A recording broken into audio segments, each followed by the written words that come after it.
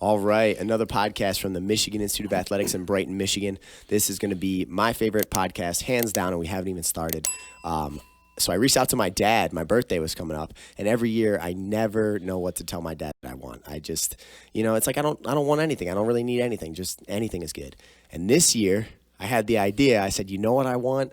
I want my dad to come on my podcast and tell me his life story. Tell me about, when I was born, when he was growing up. What was life like? How is it different now? What were your dreams, your goals, your aspirations? What were the tough times that made you into a better person? What were the times, in life that you'll remember for the rest of your life? These are powerful moments to capture. So right before we get into it, I want to shout out VetLife. VetLife is a 501c3 nonprofit company. They're a company that supports our veterans, that was started by veterans. Everyone knows someone that's gone over to the military and has had a difficulty transitioning back to normal civilian life. VetLife's there to make that transition easy. So if you want to reach out to VetLife, you can do so through Instagram or Facebook, or just go to their website at vetlifetoday.org. So without further ado, let's get right into it. So, Dad, I want you to first start with, life is probably so different now, okay? With technology, with everything that's changed, we're all so connected. People are so distracted. Families are different. Business structure is different. It's a different reality now than when you grew up. Take me back to when you were a young kid. What was life like?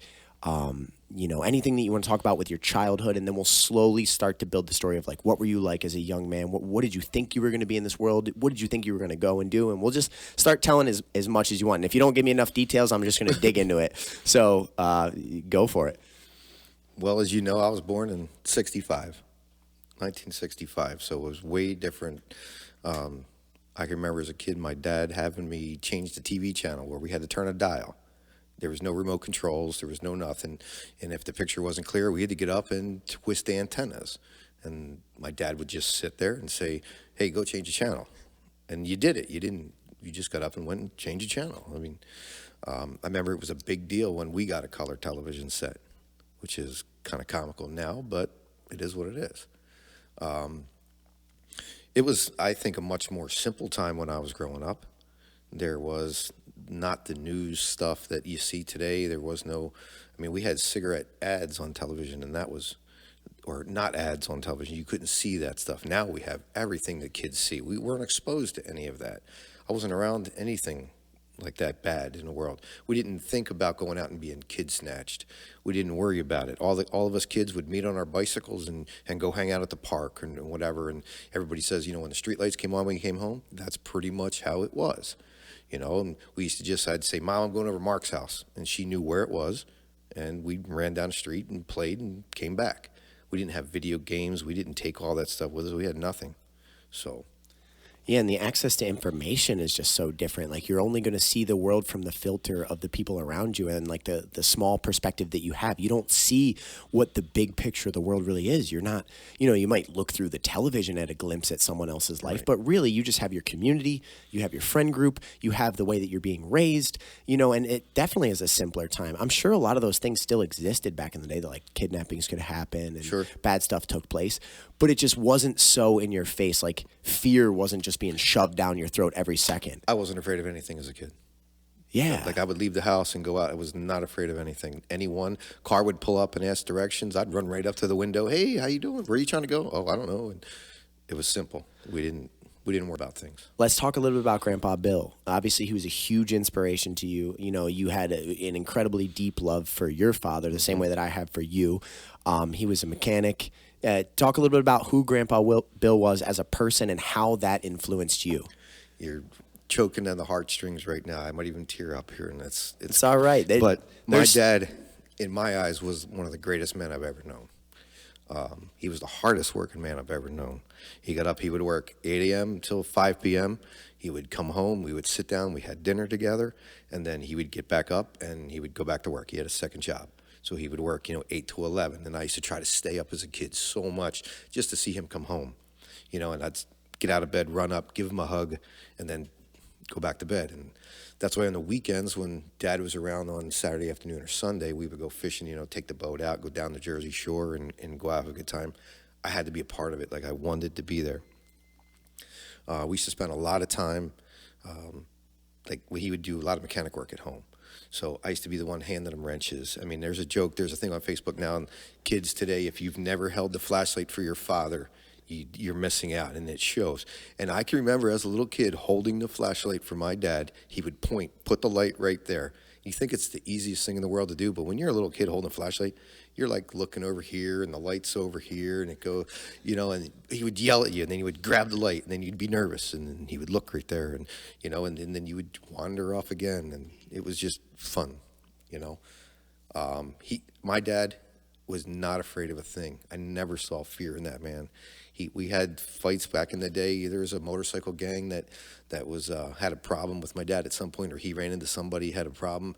They came to our house and were throwing stones at the windows, trying to break our windows. And I remember my brother and we would pick up the stones that were in the house, and we were trying to throw them back out the windows. My mom's screaming, yelling, Dad, stay in the house. He opened that door, and when there was 5 guys on motorcycles out there, he went right out there. I didn't see what happened, but he came back in, and it was over. You know what I mean? It was like Grandpa Bill was like a great man to me, and he's the ultimate reason why we ended up in Michigan.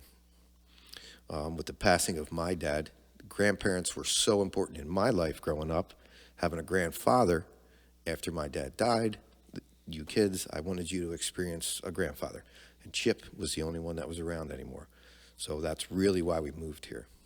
Well, you had him as your father, but what role did your grandfather play in your life? Because that would have been his father or Grandma Paige's. We weren't as close to my dad's dad. It was Grandma and Grandpop is what we had called them.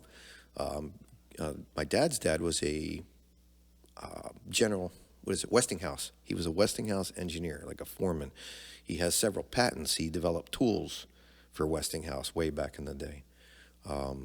My mom's mom and dad, we were super close to, spent a lot of time over there. Mom and Pop, as we called them, came to the house like every weekend. They would come over, and every time I saw my grandfather, from a little kid up, he gave us something. He gave us a quarter. He would give you $1. He would give you $5. As we got older, without my grandmother knowing, he would call you over. Hey, come here. Go upstairs. Next to his bed was an envelope, whatever. Go get it. One for you, one for your brother. And he had ones in there, and he used to give you $50, $20, just something to help out, and we had a special handshake. Pop-Up's handshake was a special handshake, and he made it seem like it was the most secret thing that anybody could know. You just interlocked pinkies when you shook hands. You didn't do a full grip. You just did the pinky under, and that was our handshake. And it was special to me as a little kid. It meant something, so... 100%. And I remember going to their house when I was really young, in Essington. And I remember when you'd walk in the door, the kitchen was right there on your left. You make a right, there's the living room area. Grandpa or great grandfather to me was always just in that chair. Every time we ever went there, he was in that rocking chair. And then there was the stairs that were right behind it. And he did the exact same thing with us. It was me and Corey and Ashley and the other kids, go upstairs. There's this, go get that. Right. You know what I mean? And it was just, that you could tell that they had lived in a different world because as video games and stuff started to come out, they only still had those little dinosaurs, or he had the same box of toys was there. Every time. No matter what, you had a couple little toys that you could play with, or you could go outside in the yard. Right. That was it. You had no other choices. That was how they entertained themselves. Let's talk a little bit about you. You're the younger brother. I am. Right. I have a younger brother as well. Our brother's birthday was actually yesterday. Uncle Bob, if you ever ended up listening to this, happy birthday. Yep, he turned 58. And he's a Scorpio too. See that? My birthday's today. So what was your relationship like with your brother growing up? Because you have a father in your life that you look at like a superhero, right? He's who your little monkey brain is like, I have to be like that. Like, I'm modeling myself after this man, right? I don't see him, he never shows fear. He works his ass off for his family. He's loyal. He's committed. What was your relationship like with Uncle Bob when you were really little, and then as it progressed? Well, we were really little. I think I was more of an annoyance to my brother. I was the younger brother. I was the baby, so Grandma kind of coddled me. And, he got yelled at a lot because I was upset or I was crying. Like, what'd you do to your brother? And that developed into a little bit of a resentment there towards us. The one hysterical day, I remember it still to this day, and he'll remember it if he listens to this. We were having a catch out back, baseball catch. And he was older, so he would throw the ball harder. And every time it hit my glove, it would sting my hand. So I was getting aggravated. I had a short temper back then, believe it or not. I would throw the ball back to him. And I would try to throw it harder and harder, and he was kind of mocking me a little bit and laughing. So I got mad, and I whipped that ball as hard as I could possibly do it, and he stepped to the side, and it blasted our back door glass and shattered it right down the basement. And then I got in trouble for throwing the ball through the window. He had put me on a little hobby horse, you know, those horses with the pedestal and the 4 springs. And we were going, and we lived in Levittown at the time. And a lot of the houses in Levittown had back walls that would open. They were like big plate glass. They could slide open and slide close. Well, we had that house. And I was on this hobby horse, and I'm bouncing, and he's yelling, like cheering me on. I'm probably 5 years old. Go, go, go. And I'm going, and I slammed my head right through the glass. Yeah, that was pretty good. Wow, that's one that Grandma came running in. There's probably blood all over the place. Yes. Did you go to the hospital from that? I don't remember. I was going to say, putting your head through a window. That's rough. So, but as we got older, as we grew up, he became quite my protector. Like he was a big brother at that time. He would, the other kids in the neighborhood would pick on me a little bit, and I would go right at them. I mean, they were bigger, stronger, but, like hold me by the head type of deal. And when you're swinging like a little kid, like, go ahead, hit me. That was me. Like, I'm going to get you, and he would always protect me. And if somebody hurt me or something like that, he would go right to their house and try to beat them up or yell at them or whatnot. And then, when I was, I think I was about 14, 15 years old there, we had a severe car accident. Some other guys were chasing us in their car. My brother had a problem with them, and they saw them in the car. And my great-grandfather, Poppy, Harold E. Gray Sr., which would be my dad's grandfather, gave my brother a 57 Pontiac Star Chief when he was 16, gave him the car. Here you go, beautiful car. We happened to be in that car.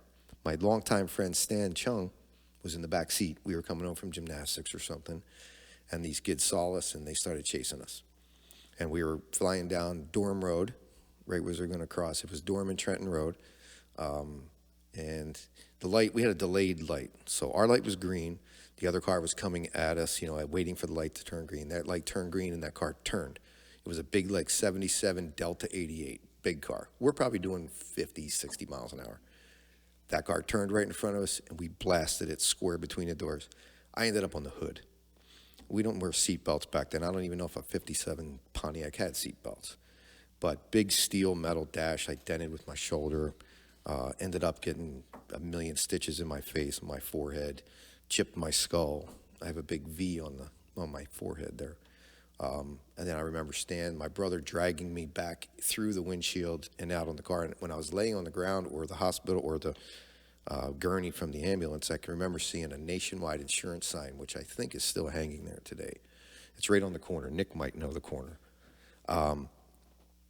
But all I can remember being in the back of that ambulance, I came to, and I didn't feel pain. I didn't feel anything at this point. And I just remember saying, don't let my mom see me like this. I kept saying, don't let my mom see me. And then my dad came around, and I said, Dad, don't let I'm completely covered in blood. That was a weird time there. I went to the hospital. They did all the stuff. I went back in school. Now I had a big bandage on my forehead. And I can remember being in the bathroom at the high school with this big bandage in there. And the same kids that were chasing my brother, found me in the bathroom, and 2 of them started beating me up. Now I've got 40-some, 50-some stitches in my head, and started hitting me and stuff. And I remember I walked out of there all beat up and bloody, and I wasn't a fighter then. Like I would challenge people or do something, but it wasn't. It's not me today. Me would have been a whole different story. I remember my brother. I went into his class, and he saw me, and he was like, "Oh my goodness." And he left the class and went right in and started fighting with the other kids. And then it was ironic. I got home. I'm feeling bad because I just got beat up again. I had to go get more stitches. Here, ready to go. My dad comes in. He's looking at me. My dad started yelling at me. Why didn't I fight back? Why didn't I fight this kid? Why would I let him do this to me? You don't do that. You need to. And that was like, I'm looking at my dad like, why are you yelling at me right now? I just got my ass kicked and I'm bleeding again, and why are you yelling at me? And it was at that point he said, everybody's going to try to hold you down, hold you back, and do that. You need to stand up for yourself. And then he said, if you ever get beat up again and you don't fight, I'm going to beat you up. And I was like, now my dad in my mind was a giant. He was big, he was overweight, he was just a big man, had the biggest hands that I can remember. And that was like a turning point for me back then. So around 15, 16 years of age. But my brother was right there, had my back 100%. And then it was great, for several more years. So I want to talk about like culturally what life looked like back then, because even just speaking about that, like imagine that happening nowadays in school. It just couldn't happen. No. If someone calls someone a bad name, there's repercussions and you're sitting in the office and someone might get suspended. You're talking about like kids that just got you and your brother in an accident that could have killed you. Right? Like almost lost your life. Then see you and they're like, oh, there's that guy again. We should beat him up some more. That is a completely different thing, and it's just a different way of life. I mean, fighting was looked at different. Life was looked at different. This is, early 70s or mid 70s. What was the culture like at that point? Who were the people that like a lot of people looked up to? What did life look like at that period of time? And was that normal? You know what I mean? Was that kind of a normal thing? Because life is just so, I feel like, softer nowadays hearing stories like that. It is softer. And back then, kid punched you, you punched him back. You know what I mean? The two kids were having a disagreement or an argument. You settled it. You go out there, you'd punch them and they'd punch you, and wrestle and headlock was a big thing. I put him in a headlock. I got him. Nowadays they put you on the ground and curb stomp you. That's not, you weren't physically trying to really hurt somebody back then, but you were trying to defend yourself and you wanted them to stop coming at you. So you would hit them, kick them, punch them, whatever you had to do. And being a little guy, I had to do a lot of that with the bigger kids because I was in our neighborhood of about 12 kids that hung out together. I was one of the youngest, but I was one of the feistiest little guys, you know what I mean? It was because they picked on me, so you have to, hold yourself. I remember playing this game. We used to play a game called ball tag. Okay, now today people would turn that pretty bad. Take a tennis ball, and you'd run around in the yard, and you would throw the ball and hit the other person. And if I hit you with the ball, you're it. And you had to pick up the ball now and go chase other and hit somebody. I remember my brother had the ball, and he was running after me as fast as we could go. There was a pine tree down in the yard, and it was low, so I figured I can shoot right under this tree and get away from him. As I shot under this tree, there was another branch hanging down. It clotheslined me instantly, took me off my feet. I remember like, whoa, looking up in the air, and my brother standing over top of me with the ball, and he dropped it on me, hits me in the chest and goes, "You're it." And I'm like, I remember that very vividly. Oh my God. What were the things that you loved when you were young? Because I know you ended up going to gymnastics was a big part of your life growing up. Movie stars, just you liked cars at a young age. What were the things that really, when you were a kid, were a big part of your life? Like they were important to you. You liked them. Like for me, I joke around now with Pokemon and video games. Right. What was it for you? When I think I was 10, my dad bought us a dirt bike. It was a Honda XR75, and that was like what I did. I would come home from school and ride that bike every day at school. I'd do my homework. I would go out and ride the dirt bike. That's what I liked. My brother rode it some, but not as much as I did. It was really important to me, and I loved, cars. My dad being a mechanic, always enjoyed watching him fix cars, work on cars. I used to go and hang out at the shop with him while he did body work and paint work, and that's where I am today, and I guess that's why I did it. I don't know. I wanted to be a veterinarian. When I was going out of school, I wanted to take care of animals and do all that, but rapidly learned that I couldn't stand an animal suffering.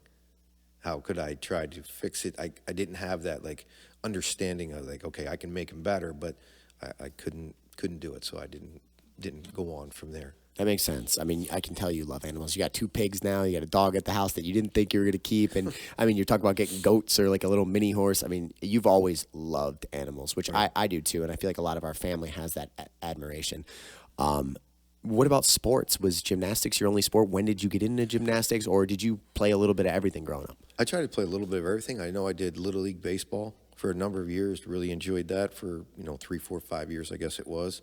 And then in the 6th grade is when I did gymnastics. And the reason why I got into gymnastics is I followed my brother. He was doing gymnastics. And I thought it was really cool how they could do what they did. So then I got into gymnastics, and my favorite part of it was the rings. I was very good on the rings, parallel bar, and the horizontal bar. Tumbling, I can't tumble for I can't do it. You go to do a flip, and I'm going to throw myself in the air and land square on my back. I can't flip.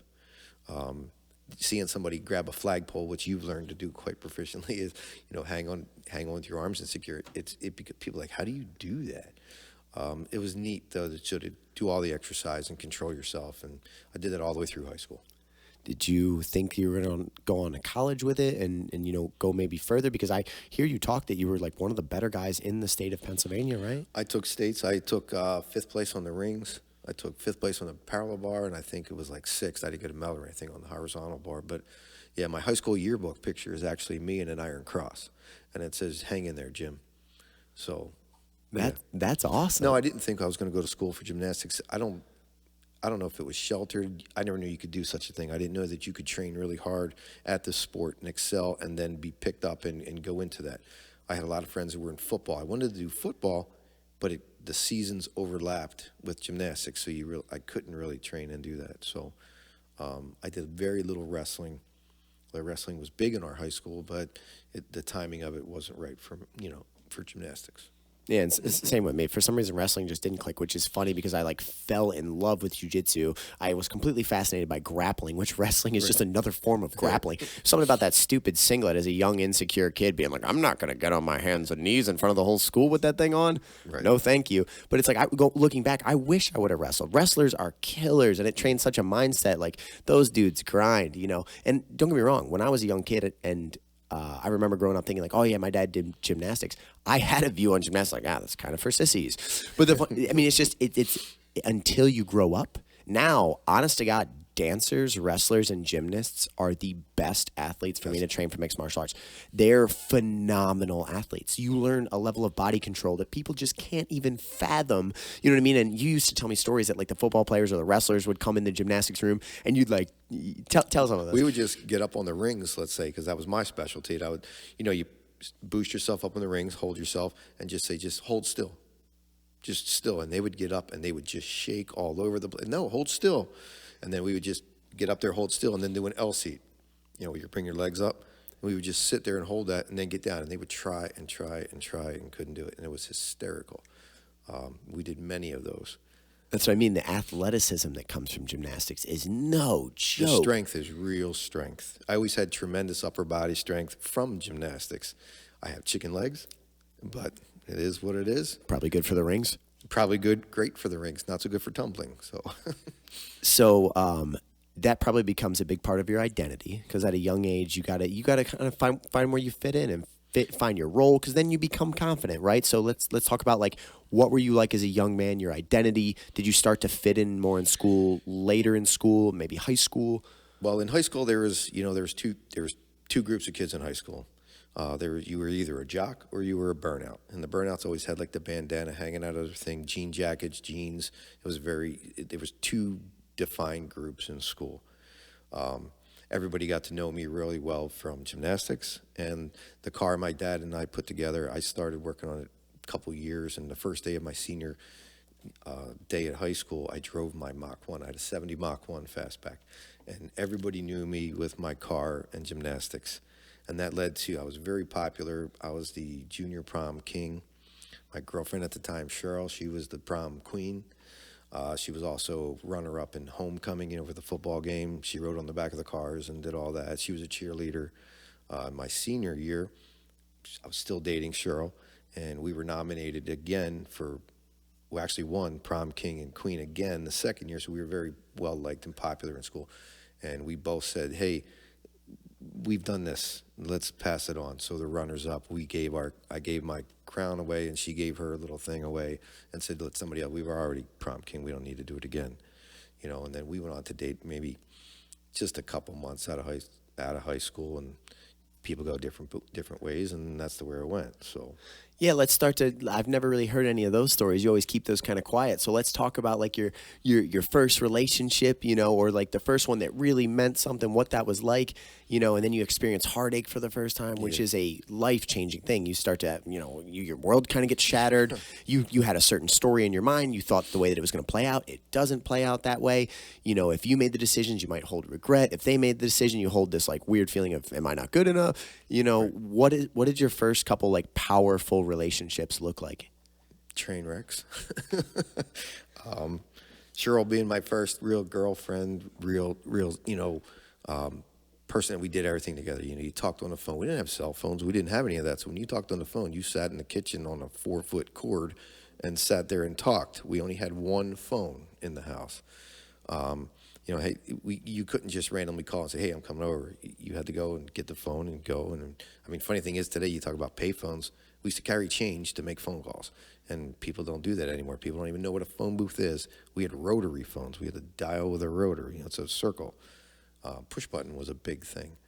And then after, you started, I had a couple girlfriends, we broke up in high school a little bit, and then you dated another girl. And ironically enough, you'll remember this. I remember dating a girl named Sandy, who ended up becoming your math teacher. 6th grade math teacher. Actually, when 9/11 went down, I was in Mrs. Romberger's math class in 6th grade. I remember the moment 9/11 went down, and I always remember going into that class, and you had told me that story, and it was always like, hey, Mrs. Romberger, dated my father. You know what I mean? It was always a funny thing. She told me in one of the conferences we had, it was so funny, your first day of class in there, she would read the name, and it was always last name, first name, last name. And so she would look down and she would say Gray, James Gray, and then she would look up, and she said, when she said James Gray and looked up, she thought of me and looked back down at the paper to make sure it said that, then looked back up at you and then realized that you were my son. She did. I can remember to this day, there was a different tone in her voice when she read James Gray. I mean, she went, Gray, James? Like, you could see that clearly her brain had made a connection. Right. Like, she didn't have a good poker face. She was like, I know this person, you know what I mean? Or at least his father. Now, mostly I was involved, in a senior year of high school with Cheryl. That was the girl that we hung around with. We did everything together, but Sandy was in our clique, sort of, and always was on the sidelines, and always, I found out later on, always had that huge crush on me. We ended up dating a few times. Her father was a preacher. He did not like me. He did not like my car. When I used to go over to pick her up to go out, he made me park my car down the street. So I used to have to come up her street, give it some gas, and then shut it off. I would coast. I would get out. I would walk up, knock on the door. He would answer the door. Hello, Mr. Blash. I'm here to pick up Sandy. And he'd say, all right, just a minute. He would shut the door, and I would stand there. And I think he would just make me stand there. And then she would come out and we would go, and he would tell me what time to have her home, and I've never missed a beat with that. She was just a sweetheart, just a nice young girl. And then, things changed, and then she would go somewhere else and come back and forth. And, and then I would go back out with Cheryl a little bit, and you were back and forth in high school. So. Gotcha. So Sandy and Cheryl were big parts of the early story. Big parts. So then, you're a young man, you graduate from high school, what do you think is the next step for you? What are your dreams? What were your goals? Like, what were you thinking right when, because, up to that point, your life is kind of scripted. You have to go here, you have to do this. You find out a little bit of your identity. You have tough times, you have good times. But then, life opens up for you. What did that look like for you? Well, actually, I was supposed to go to Temple University and become a mechanical engineer. I was all set up. I was going to go to the Ambler campus. They had two, one in Philadelphia and one in Ambler. I was going to go to Ambler as a mechanical engineer. That's what I really liked. When I went there and toured the campus, on my way home, I just said, I don't want to go to school. I just got out of it. Just graduated, already have a job. I don't really want to go to school. And then I had a lot of fears, a lot of people telling me, my dad, for instance, would tell me, you're going to become a draftsman. You're going to sit and draw pictures all day long at a desk. And that, oh boy, I really don't want to do that. I had no idea what I wanted to do. I just know that I didn't want to do that. And I was already working as a mechanic and as a young body man. So that's what I stuck with. I feel like that happens a lot. And the strangest thing is people are coming from a place of good intent, but it seems like every time someone kind of has a dream or a goal, I feel like always family members, friends, people close to them in life, they just naturally gravitate to telling them all the things that might not work out. Or all the things, have you thought about this? How are you going to do that? Right. What about this? Fear. And it naturally shrinks people because it makes you oh shit, what if it doesn't work out? Right. What if society ridicules me? What if I'm a failure? You know what I mean? And something that's just weird about me that's just different is I just don't care if I fail or I don't. If you want to believe that I'm a failure, that's fine because I'll just build something else. And I feel like I'm a little bit different that way. A lot of people are influenced so much by what if this doesn't work, and I just don't even think. I'm like delusionally confident. Like, oh, it'll work out. Like, wait, how's it going to work out? I have no idea, but it'll work out. If I work hard and I do it, it's going to work out. So that's one thing that I really think that, with young children, or like William's going to be raised in this world, and, you have multiple grandchildren and stuff now. It's so important to not project our fears or our opinions. Right. Because I'm like, imagine, let's wind the clock. We'll bounce around a little bit here, but like when I was first saying to you, like, I'm going to leave Champion Chevrolet and I'm going to start a martial arts team, and I'm gonna, like, that's what I'm going to do. I want to train fighters. I remember one time, as weird of a story as this is going to be a funny admission on the thing. I was sitting, you built the house for Grandma Paige alongside our house. Remember that one? Remember when she was living in that area that used to be the garage? Yeah, but then you converted it to a home, which I love that house in Heartland. But I was sitting over there one day. I was still working in Champion at the time, but I was right on the border of like making a decision. And I actually was crying. You weren't even there. I was sitting there crying to Grandma Paige, saying like, listen, I know that this is not the life that I want to live. I know I don't want to be in this job. I don't care about the money. I'm like, I have to find a way to make martial arts my life. And I remember Grandma Paige being like, then you just do it. And like I was almost expecting more. Like I was expecting her to be like, well, they're just trying to look. And she was just like, just do it. That surprises me a lot. Because I couldn't believe it. Right. I expected everyone else was kind of painting the same picture. Like, no, we care about you. We don't want you to fail. We want you to regret this. You have a great opportunity in front of you. Right. And she did the opposite. And I don't even know if she has to remember it. She was sitting in her wheelchair, her motorized one. She was near the kitchen. I was sitting right in the middle of the living room. And yes, she just said, well, then if you believe that you can do it, you just need to go do it. She loves you dearly. It was different than what I had gotten from almost everyone else. And it was like almost she validated a little bit of me going, you know what? Fuck it. Right. I'm going to do it. I'm going to make that jump. So now I want to wind back to, so you were thinking about going for mechanical engineering, and who knows, like, what would your life have looked like if you went that path, and what, like, what parallel universe would we be able to see? So you don't do that. You go, I'm not so sure. You know what? He's right. I don't want to sit at a desk. Who knows what this will lead to? Then what does life start to look like? So you decide not to go to Temple. Where are you living? When do you get your first place? What serious relationship are you in at that point in time? And then, like, how do you start finding direction again? Because one of the most difficult things is that unknown. Right. Well, at that point in time this is really the pivotal point in my life, turning around, changing. I began working at a car lot, doing used cars. I was doing body work part-time and working for a guy doing used cars. It was Richard Blum is his name. And he would come in one day a week. We would prep cars for the auction. We'd stripe them in moldings and do all this stuff. And I was working at a body shop, actually with Nick Purcell, who is sitting over here. It was called Sargo and Path, Bump and Paint. But who was teaching you? How did you learn to do this? Watch my dad. My dad taught me a bunch of stuff about body work. And, like you with jiu-jitsu, I picked body work up really quickly. And I'm very good with my hands, so it just took off. And it was great. And so you're making money, you're doing good. I mean, you're talking making money. I mean, I probably made $200 or $300 a week or something. I mean, it was a very different time, though. Very different time. Very different. It's at that point where I believe I left the body shop and went full time with the used car lot. I became their guy that ran the auction circuits. I'd prep all the cars. I'd call and get numbers. I'd transport cars. I'd arrange drivers. When I arranged drivers, ironically enough, there was one girl there. Her name was Jeannie Mullins, and she's a friend on Facebook, and she may see this at some point there. And I said, hey, do you know any people that want to come and help drive cars, any cars? We would pay them like $10 a run or whatever it was. And she said, yeah, I actually have this one girl named Lisa. It turned out to be your mom. That's where I met your mom. I've never heard this story. Yep. That's actually where I met your mom. She came to drive cars. And it was funny because your mom was a wreck. She would show up late. She would show up in bare feet. She would show up with just a sweatshirt and sweatpants on, hair completely a mess. But it triggered something in me. And I was still kind of dating Cheryl off and on a little bit at that point, but she was doing her thing and I was doing my thing. And then here comes your mom, and I just thought, wow, she's really beautiful. And, and then we started driving cars back and forth. And then, I don't even think I asked her anything. I think she asked me to go out. She asked me to go get a drink with her after thing. And I said, I don't drink. And the look on her face was like, you what?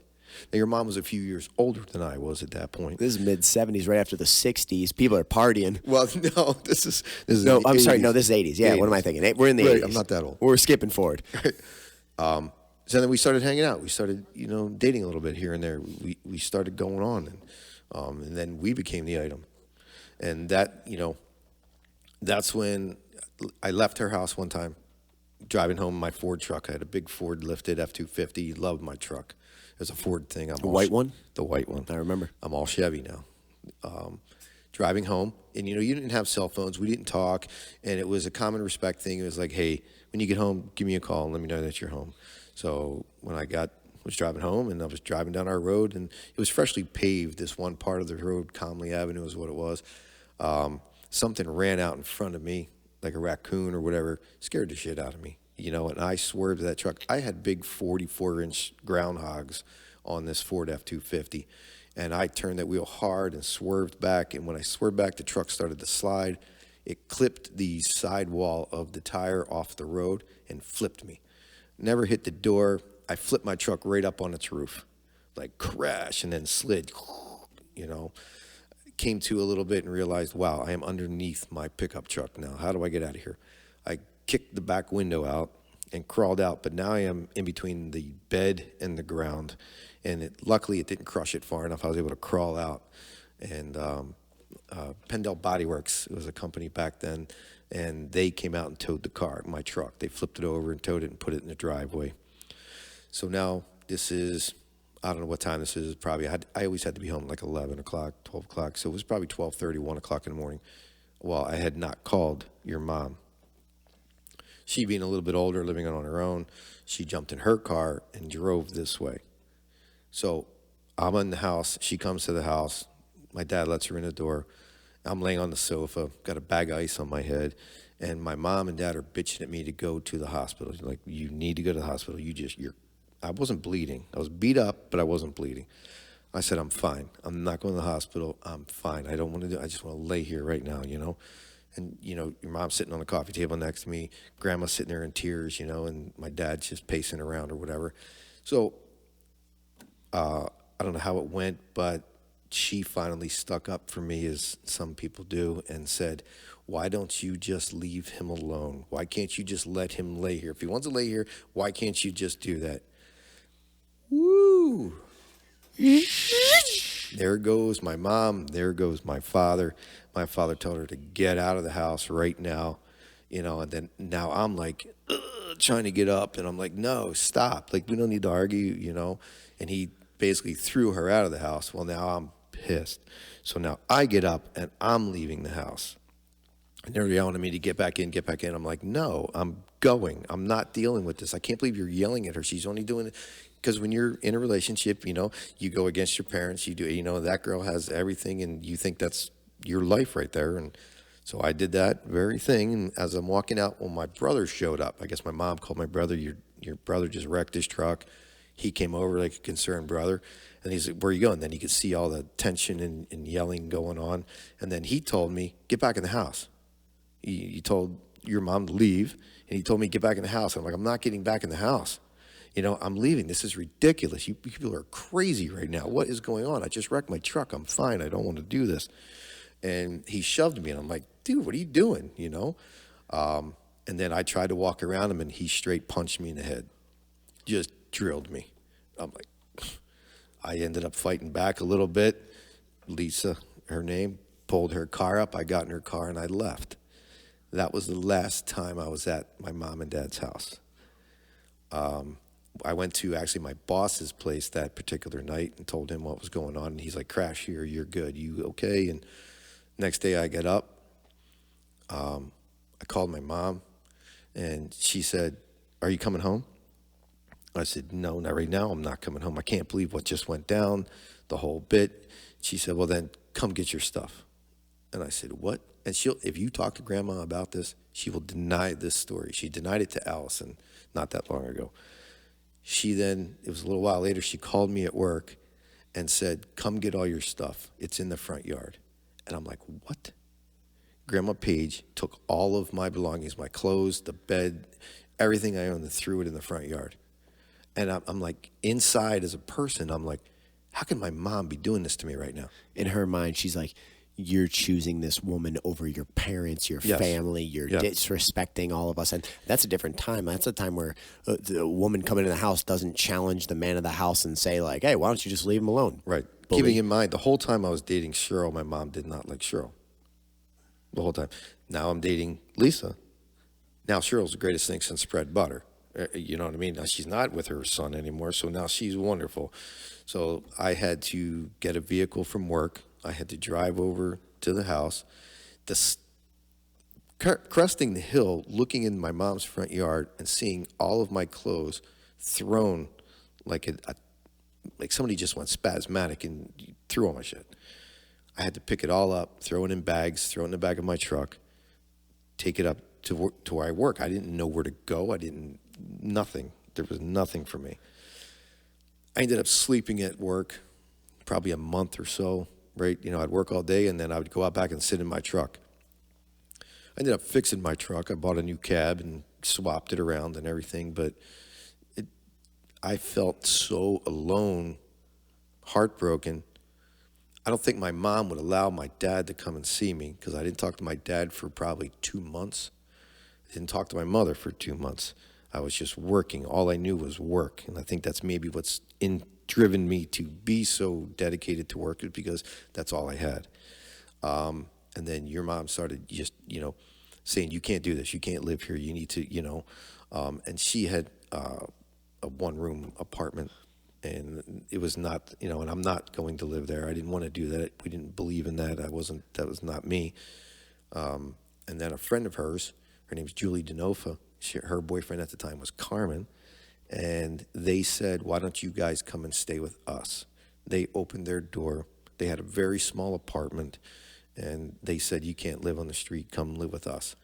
And I was amazed. And I'm friends with Julie still on Facebook. And her son's a fantastic race car driver. He does the drifting. He's a champ drifter and does all that stuff. And I watch it. And it's pretty cool to look back because I had so much admiration for her as an individual to open up her apartment and not charge us anything to come and stay there. And then it was shortly thereafter, your mom and I had bought a house down in Northeast Philadelphia. We bought the house together. So that's where that was. And then started getting my dad would start showing up at work a little bit. And they still haven't talked to my mother. My dad would come around and be like, buddy, I miss you. We got to work this out. We got to talk about this. I'm like, why would mom do this to me? It was very hard. Like that turned a cold shoulder, so way back in school with fighting, that was a character changing moment for me. Like I'm not taking shit from anybody. And then with my mom throwing me out, like I realized that even your own mother could do this to you. I have to take care of myself. So now when I have a family, I have the passion for my family as no other. I would kill people that come in and try to hurt my family. And that's where I think I get it from because I would never do what she had done to me, Then after that, that's about where we were. That's such a crazy moment. Were grandma and grandpa like religious? What was the household like when you were growing up? Like what were kind of the norms of the household? Because like I've only ever known the grandmother that is one way. I've never seen a mean bone in her body. Right. There was one experience ever when I was a child where I was probably being a little asshole or something. And I remember her saying like, if, I don't know, it was something along the lines of like, if you're going to act like that, I don't want you to come back here anymore. And it was like, it was the only time she had ever even, and like I said, I was probably being a little asshole. Right. You know what I mean? Or something. But I remember, and then when you came to pick me up, I told you and whoever picked me up at the time that, and she actually denied that. She was like, I didn't say that. Right. But when you're the person that's hit by something hard like that, it's so impactful that you can't forget it. Now, don't get me wrong. Grandma probably just has a lot of regret. The reason you would deny something like that is like, how could I do that? Right. But it's a different time of life. So what was the household like growing up? Dad was the provider. Dad left for work. Dad was the man of the house. Grandma never worked when I was a kid. She took care of the house. She took care of the food, the laundry, shopping, everything. Dad would go to work. She ran the house. That's the way it was. Really good relationships, though, between you and your mom and you and your dad all the time. It's beautiful. I loved it. I mean, I had the greatest childhood ever, I thought, in my world. You know what I mean? I had mom and dad at home. Dad worked. Mom was always there. Mom would drive me here, drive me there, go pick my friends up, bring them to the house. Like, it was great. It was happy-go-lucky, really. And they had great relationships together. Like, you didn't see them fighting all the time or anything. Every now and again. Not too much. It was, if they did have a fight, it was a closed door fight. Like, you could hear them maybe arguing over something, but it was never really in front. One of the reasons maybe I'm an animal guy so much as my mom is just she loves all animals and won't kill a thing. Neither will I. I remember one time my dad was going to go hunting with his buddies, and she told my dad, and I remember hearing it, if you're going hunting, don't come back.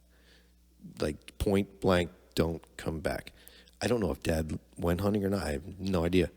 But I know it's not what we did as kids. And you had shepherds growing up, right? Harry or... Harry and Putt-Putt. Yeah. We called him Putt-Putt because he was slow.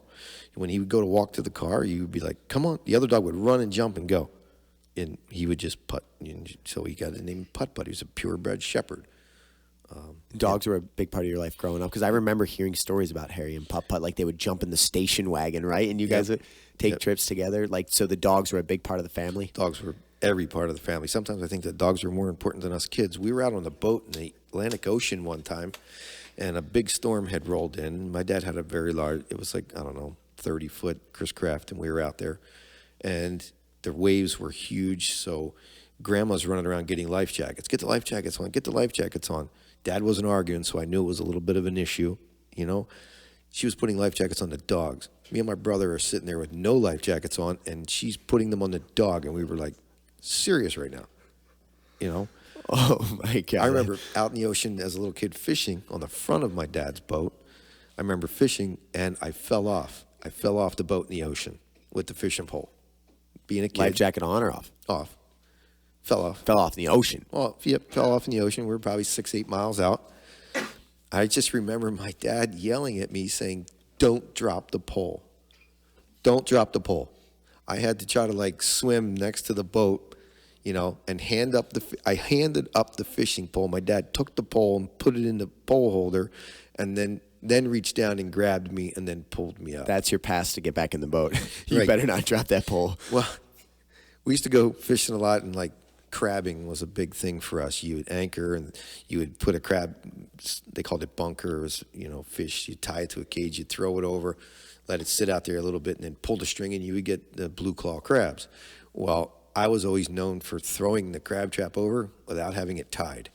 So my dad used to have to get a hook, and he got most of them. So that was a big funny joke, like, I'm going to throw it over. And so that's why he made me give him the pole. You know, I remember one time in my childhood, you took me out to go in the ocean somewhere, and we went, I want to say crabbing. I remember that. Mm-hmm. And I can vividly remember the smell of fish right by the ocean when we got there. There was like this big building. You probably wouldn't be able to, based on my story because I was so little, but there was like this giant building we had to stop at first. Then we went out on the ocean. Mm-hmm. What is it, the Schuylkill River? No, it would have been the Atlantic Ocean. It was the town of Tuckerton, New Jersey, is where Dad kept his boat. And we used to, as kids, I trailered my boat down there, and Dad took his boat down.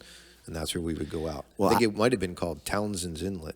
I remember that you took me to a place that you went when you were little, and that was a cool experience. I remember going out there and being on the ocean. It's pretty wild. Do you remember going up the canal and going up to Stewart's Root Beer and getting food from the water? We'd dock the boat, would run up, and then you would get burgers and fries and drinks. Root beer it was. You used to idle all the way with your boat for like a half an hour. It was really cool. We did it as kids, and I did it with you. Yeah, no, I don't remember that, but like I said, I remember like a couple things from my childhood that were like vivid. Like I remembered that experience being like, you know, this is cool. This is something really neat.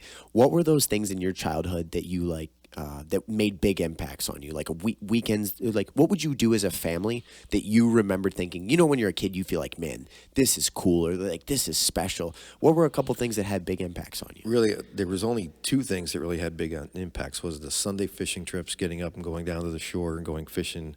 That was big for my dad. That was his favorite thing to do. What were those candies that Grandma always had to have from the shore? They're taffy or something? Water taffy. Oh, my God. I remember growing up, we got to get the water taffy. Still, if I go back there, that's what she wants. She wants water taffy. And the other thing we did quite often was we called it the farm, but it was the Pocono Mountains.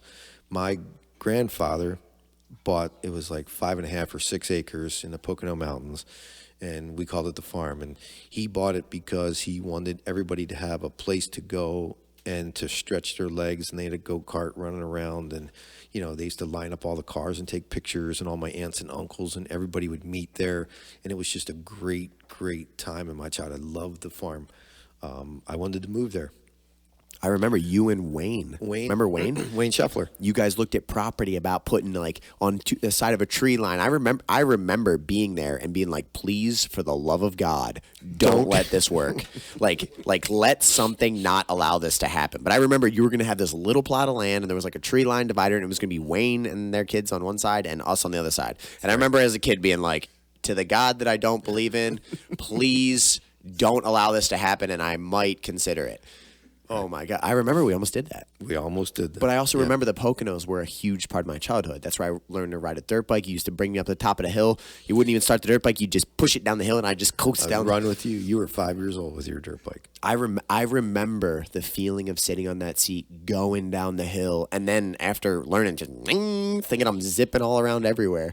Yeah. And, playing games in your head that you're being chased and you're trying to ride. I think that's part of where my love of tractors came from, because I can remember sitting on my grandfather's lap, getting on the one tractor, starting it up, backing it out of this little teeny tin shed, and then cutting grass, and then riding in a wagon, with my brothers and my cousins. And then my grandfather had another tractor, but they were all small garden tractors. They never had a big tractor. And I just remember doing that. And I loved the Poconos. I loved the air. The sound of it, through the wind through the pine trees. I used to love going to the Poconos. Yeah, it was the little yellow and white tractors, and there was a couple other. And man, I tell you what, you'd be out there happier than a motherfucker, just on your tractor, just cruising around while while we're riding dirt bikes or whatever we're doing. But like that was your thing. It probably because it tied into the feeling of nostalgia from your childhood, and it just gave you that good, peaceful feeling, And it was great. It was great when I feel like. Now more than ever, probably because of how much we're entertained and how much shit's in society. Families are like very apart. Right. They don't really have things that they kind of always do together. And that's a good part of life. Those moments where you're up at the Poconos and you're all together with family, those are powerful moments. Right. We do it a little bit out here now with the family that's out here, but it's all Kathy's family. But I just remember aunts and uncles and great-grandparents and everybody up there, and everybody loved you, and there was no tension, there was no fighting, there was no arguing, there was drinking, but, my dad drank, never saw my dad drunk. He drank Busch Light. His favorite drink was a highball, Seagram 7 and 7-Up, and I used to make them for him, and, it was just different, I remember vividly my grandmother's Jell-O salads. For whatever reason, Jell-O salad. And we used to have that constantly, a big cookout all the time. And, that's why we like to get together a lot at our house. And that's partly why I bought the place that I have now. It's because I wanted enough room, big enough place for all my family, kids, grandchildren, aunts and uncles, come to my house, stretch out, ride the four-wheelers, shoot the guns. Let's have a blast. You can almost recreate that. I remember the deer that would sit on the, remember the little, I remember deer? being as a kid always staring at these little deer figurines. I did too. I remember staring at them. I think my mom still has those deer to this day. What are they, porcelain or something? They're like plastic deer. Oh, wow. They were Grandma's deer, and then after she passed, my mom got those because Dad liked them, and now she still has them. My thing that I have done, especially for the grandkids, especially for William, because he's a tractor nut like Grandpa, on my fireplace mantle, I have 4 toy tractors. And every time he comes over, he looks at them, he likes them, I let him play with them. We weren't allowed to touch the deer. Don't touch the deer. I remember. Don't do it. I'm a little different that way. Go ahead. You want to play with it? I don't care. So William, as he grows up now, he's going to be able to come over, and he will always remember those tractors on that fireplace. I'm instilling this history, this memory for him is it's important to me. I've always said, one of my biggest things is, I'm not going to be a really rich man. I'm not going to solve cancer. I'm not going to put people on the moon. If I can have a good family, if I can go out knowing that I was a good man and a good father, I'm happy. I'm the richest man in the world Well, because of my family. You're doing that, and I know can what I see in mean? your eyes, like Yeah. that's your passion. That's what drives you, and you're succeeding in that. You know what I mean? And like we all make mistakes, we all stumble, but as the overall picture, when you look back on this thing, you did it. Right. You did what you set out to do, which is what people, you know what I mean, should do. Now, I bought the place, and Brittany's got 3 boys, Lucas, Raiden, and Mason. Unfortunately, they live in North Carolina, and I can't have them up here playing with tractors and all that kind of stuff. Dakota, my little granddaughter, she doesn't come over as often as I would like, but she has a little twinkle in her eye for tractors, and I got to push that a little bit more and try to get them over a little bit more. But you got William. William's going to be the golden child. He is the fusion of everything that you like into one little kid, and he's already very bright, and he knows what he likes. He's amazingly bright. He sees you twist something, he will twist it. He has to do it. He will, when I hold him, and he wants to go outside or whatever, and if I'm facing, let's say I'm facing to the left, he will pull my arm to turn me. And I do it on purpose just to get him to do it. And he pulls you. And now his big thing is he walks up to me and he grabs my finger and he walks me to where he wants, and then he pulls me to the ground and literally will put my hand on the toy that he wants me to play with. So then I got to get on the ground and I got to play with him. That's hilarious. You're like a giant robot. He's like, watch this. Turn this thing. We're going that direction, bro. See that toy right there? No, you don't. Come with me. This one. Right. That's what you're going to play He's with. pretty much. So now I started talking red tractors, green tractors, so he knows which color tractors. I bought a 1940 John Deere H tractor, which is it's a smaller tractor, but it looks just like the big ones. I say it's William's tractor. I want him to grow up with that tractor, never sell that tractor, have pictures every year with him in the tractor. That'll be something that I pass on to him. And like I said, I can see the perception, or like I can see in his little eyes how much his brain is working and analyzing the world and figuring stuff out. Like last night, he was interacting with a couple little kids, and one of the kids picked up one of his toys, and he looked at her for a second. He looked at her, looked at the toy, looked around. He kind of figured out, like, is she going to take this toy from me? And he kind of watched her, and then she started playing, and he was like, okay, we're good. And he started like playing with her, but like it was funny to see in his little eyes, like, do I throw a fit right now? She just touched one of my toys. Is this okay? It's cool to witness. So I'm gonna flip the page way back for a minute, because you came in with the bombshell about my mom just being like the exact opposite human being as you. So, and I tell you what, it sounds like me in my 20s. Even in high school, through school, I'm the least organized. Not anymore. I've had to, through serious looking in the mirror and getting my shit together and calling myself out. But like, man, I was never on time in my 20s to any. They literally call, everyone around this building says jiu-jitsu standard time because of me. Because they're like, listen, James is never on time. If he says he's going to be there at 11, he'll be there at 11:20 and say, hey, what's up, guys? But I was scatterbrained. I am delusional. I believe in things that most people would just say that's not possible, and then I find a way to make. So and I mean, I'm wearing Pokemon socks that aren't matching right now, and I'm the type of person that just kind of carelessly stumbles into the world. So hearing that story, I had never heard that story about That's How You Met My Mom. I'm picturing this girl in a baggy sweatshirt coming in to like just carefree hair, whatever. Like it's just a wildly different thing from you. Right.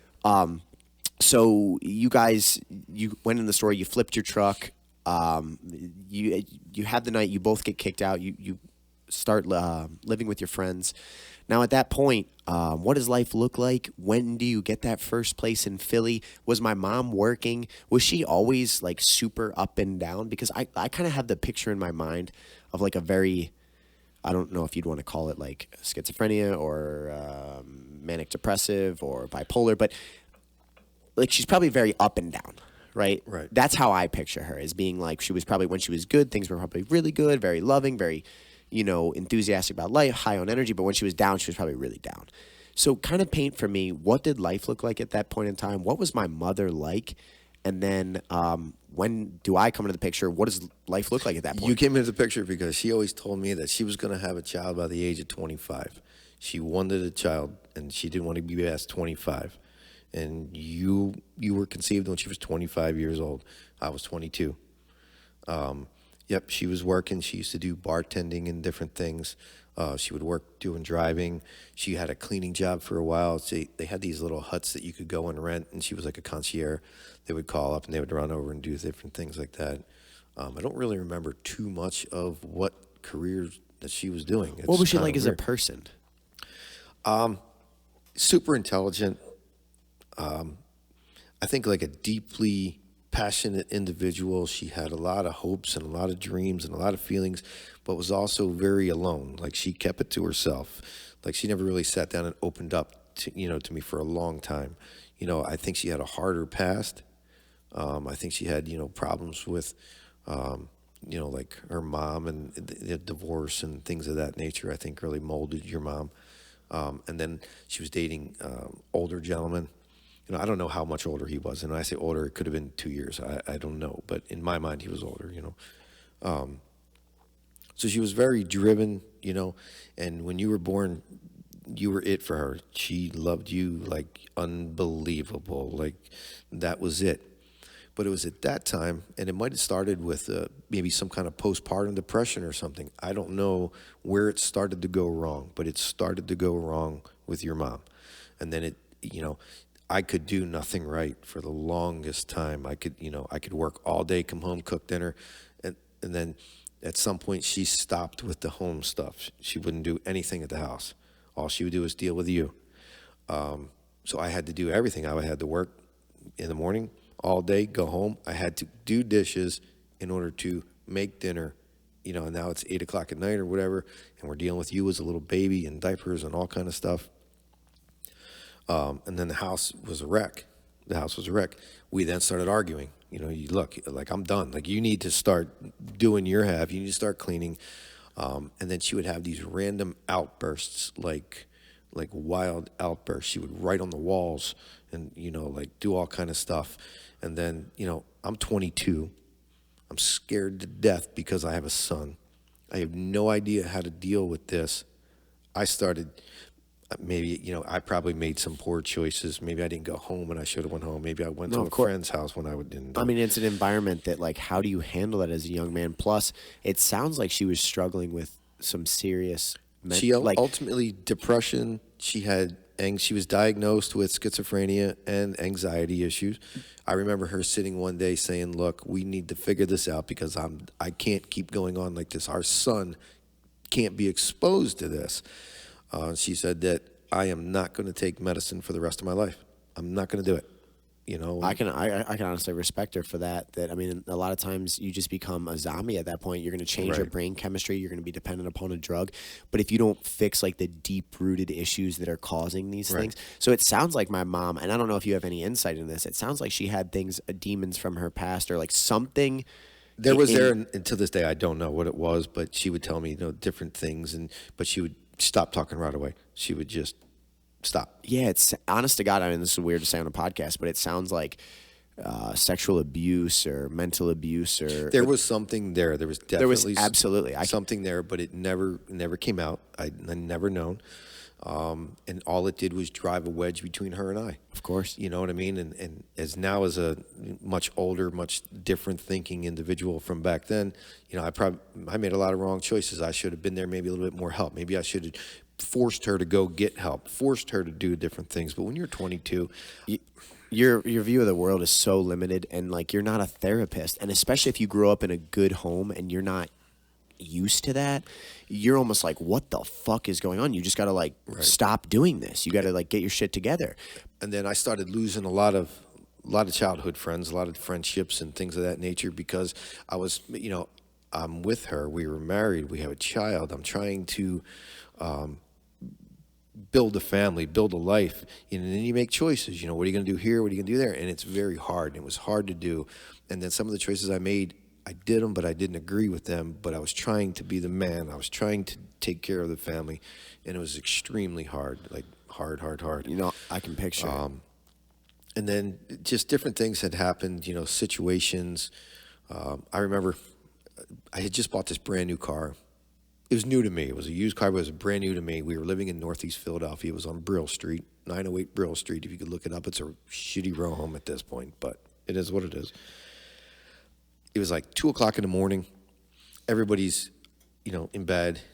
All of a sudden I hear this noise, and I hear yelling, and I hear screaming. You're in Philly, and it's fighting, and it's whatever, So I get up and I look out the window because I'm worried about my brand new car. Row home parking is on the side of the road. Well, these two guys were drunk, fighting with each other, throwing bottles back and forth. I'm like, oh, here goes my car. I just know it. And I said, I'm going to go out there. And your mom's like, don't go out there, you know. And I'm like, I'm going out there. She goes, don't go out there. You're going to end up in a fight. I'm like, I'm going to try not to. I'm just going to ask them to move down. I'm trying to be cool. Go ahead, move down, you know. So I walked out there and walked up to the one guy. The other guy's smashing bottles and shit. And I'm like, oh, here goes my car. And I said, hey, can you guys just move down a little bit? I'm just trying to be polite. I'm trying to, you know, talk to you and don't hit my car. Fuck you. Who are you? And I'm like, so I turned around to walk away. I'm all right, I'm going to walk away. She told me not to come out here. I'm going to fight. I don't want to fight with her. I'm going to turn around and walk away. This dude grabbed me by my shoulder. I know he's not going to say, hey, which car is yours? I'm not going to hit it. So I turned around with an overhand right. I drilled him right in the face. He went down and out, knocked him right out, but my hand hurt really bad. Broken. So I looked at my hand and it was a lump on there. So I pulled it. I'm like, oh, it's okay. And the other guy says, oh, you're going to fight him? And he starts running at me. As he come running up, I drew back a fist and I hit him. Now my hand is like, oh, wow. I have no idea what happened after that point with those two guys. All I know, looking down at my hand, my bone was sticking out and I was bleeding. And I'm like, this sucks. So I went in the house, got your mom up, or she was up, but I went in and I said, hey, you got to take me to the hospital. She's like, I'm not taking you to the hospital. I said, I just broke my hand and I'm bleeding the bones out of it. I got to go to the hospital and get this figured out. She said, I said, don't go outside. Almost word for word. I told you not to go out. Don't go out. You figure it out. I'm not going. The only other car I had at the time, I wasn't going to drive that one. My Malibu was parked out back, which was a stick shift. I drove myself to the hospital in Frankfurt Avenue with a stick shift car with a broken hand. Now, when I put my hand on my head, it felt better because it took the pressure off my hand. So I go walking into the hospital, and I go walking up to the window, and I was bleeding. So I got blood all the way down my hand, down my arm. I walk in there. It's like 3 o'clock in the morning. This lady behind the desk starts yelling, you know, head injury. Some beeping's going off, you know, and I back up. You know, I'm sitting there like this, and I literally back up, and I'm looking around like, where's the person with the head injury? And then the next thing you know, his doctor comes running out and starts grabbing me, and I'm like, I grab him. I'm like, what are you doing? Why are you grabbing me, you know? He goes, well, you have a head injury. I go, no, I have a broken hand. Sit down. It's expedited service. You should have been like, yeah, my head is so messed up. Once we get in the back, I'll show you. Well, I would have thought about that at this point in life, but I didn't back then. So he told me to sit down. So I sat there probably 2 hours bleeding on myself, you know, like this was great. Went in there and he said, you know, it's set pretty good. You know, if I pin it, you'll have 90% mobility, or if we leave it alone, you should be fine. I left it alone and went home. Major argument at the house. I was up all night. She's screaming at me, you know, I'm in a cast, and I'm like, whatever. You know, that was a fun time. What was my mom's relationship like with her family back then? Like, so, because I heard your story. You had gotten kicked out. It was a difficult time in life. You're basically disconnected from, you know, this great childhood, everything that's like your family. That's your story of life. It's like, man, I have this awesome family. I have a great childhood. Everything's going awesome. Why the hell is my shit in the front yard? Where am I going to live? So that's like such a weird shift. What was my mom's relationship like with her family? Because like, you know, I mean, I know Aunt Di and Aunt Cheryl and all them now, and like I love them all to death. But was there a good relationship? Was it a bad relationship? Was she connected with her parents? Was she away from her parents? I believe she was away from her parents. She lived with Grandma Weston at the time, Elmer and Grandma. Shout Mary. out to Grandma Weston and Shout out to Elmer. Grandma, yeah. For the people that don't know, my grandpa Elmer Weston was in the D-Day invasion. D-Day invasion. He was one of the people that stormed Normandy Beach. I tell you what, if he was still alive to this day, I would love to get up. Can you imagine what that was like? But not to get off topic. Yeah. Storming Normandy Beach, Jesus. But she had a great relationship, as far as I know, with her sister Diane and Aunt Barb. You know, they lived back here. Now, she had other brothers and sisters, and her mom married Roger, the trucker, and they moved to Wisconsin. So they were in Wisconsin the whole time. So, you know, I didn't meet Grandma Bobby for a long time, or Roger, because they lived out there. They would come back on holidays and different things, and we did meet and stuff like that, you know. But your mom seemed to be very independent of everybody. Well, she was also the leader of 8 kids? Yes. She was the eldest of 8 children. Yeah. I mean, that's a tough role. And I know there was, you know, she had a little brother who died. He drowned, little Billy. He drowned. I think that's the only one. I'm not real familiar. But She talked about it a couple times. And then Steven, Uncle Steve. Yeah, Uncle Steve. Yep, Uncle Steve. Shout out Uncle Steve. But even, at that point, with your mom's illness and all, your mom had actually tried to commit suicide a couple times. When she was out with Uncle Steve out in Wisconsin, she grabbed his gun. I believe there's a story about her grabbing his gun and everything, and he, took the gun off of her and she ran in front of a tractor trailer. She ran in front of a semi truck and got blasted. I didn't even know that. She got blasted. And she lived from running in front of a tractor trailer. How does that happen? She got hit hard. Well, the guy stopped, or must have been very close to stopping, or whatever the case is, whatever, and yeah, got shot. And then because that she tried to take her life, of course, she then was committed. They put her in a facility, and that's I'm back here, she's out there. You're a little guy. And that's got to be a hell on earth. Like, can you imagine if you're struggling with deep-rooted mental issues or like some trauma that you need to resolve? Like, there's something seriously wrong, and it could just be chemical, or it could be she could have been exposed to shit that we don't know about. That like I said, in a weird way, the way you describe her, a lot of people that experience like really bad sexual abuse or things like that tend to express themselves in very spiky patterns. Now all of a sudden you get committed. You're in a mental institution. Right.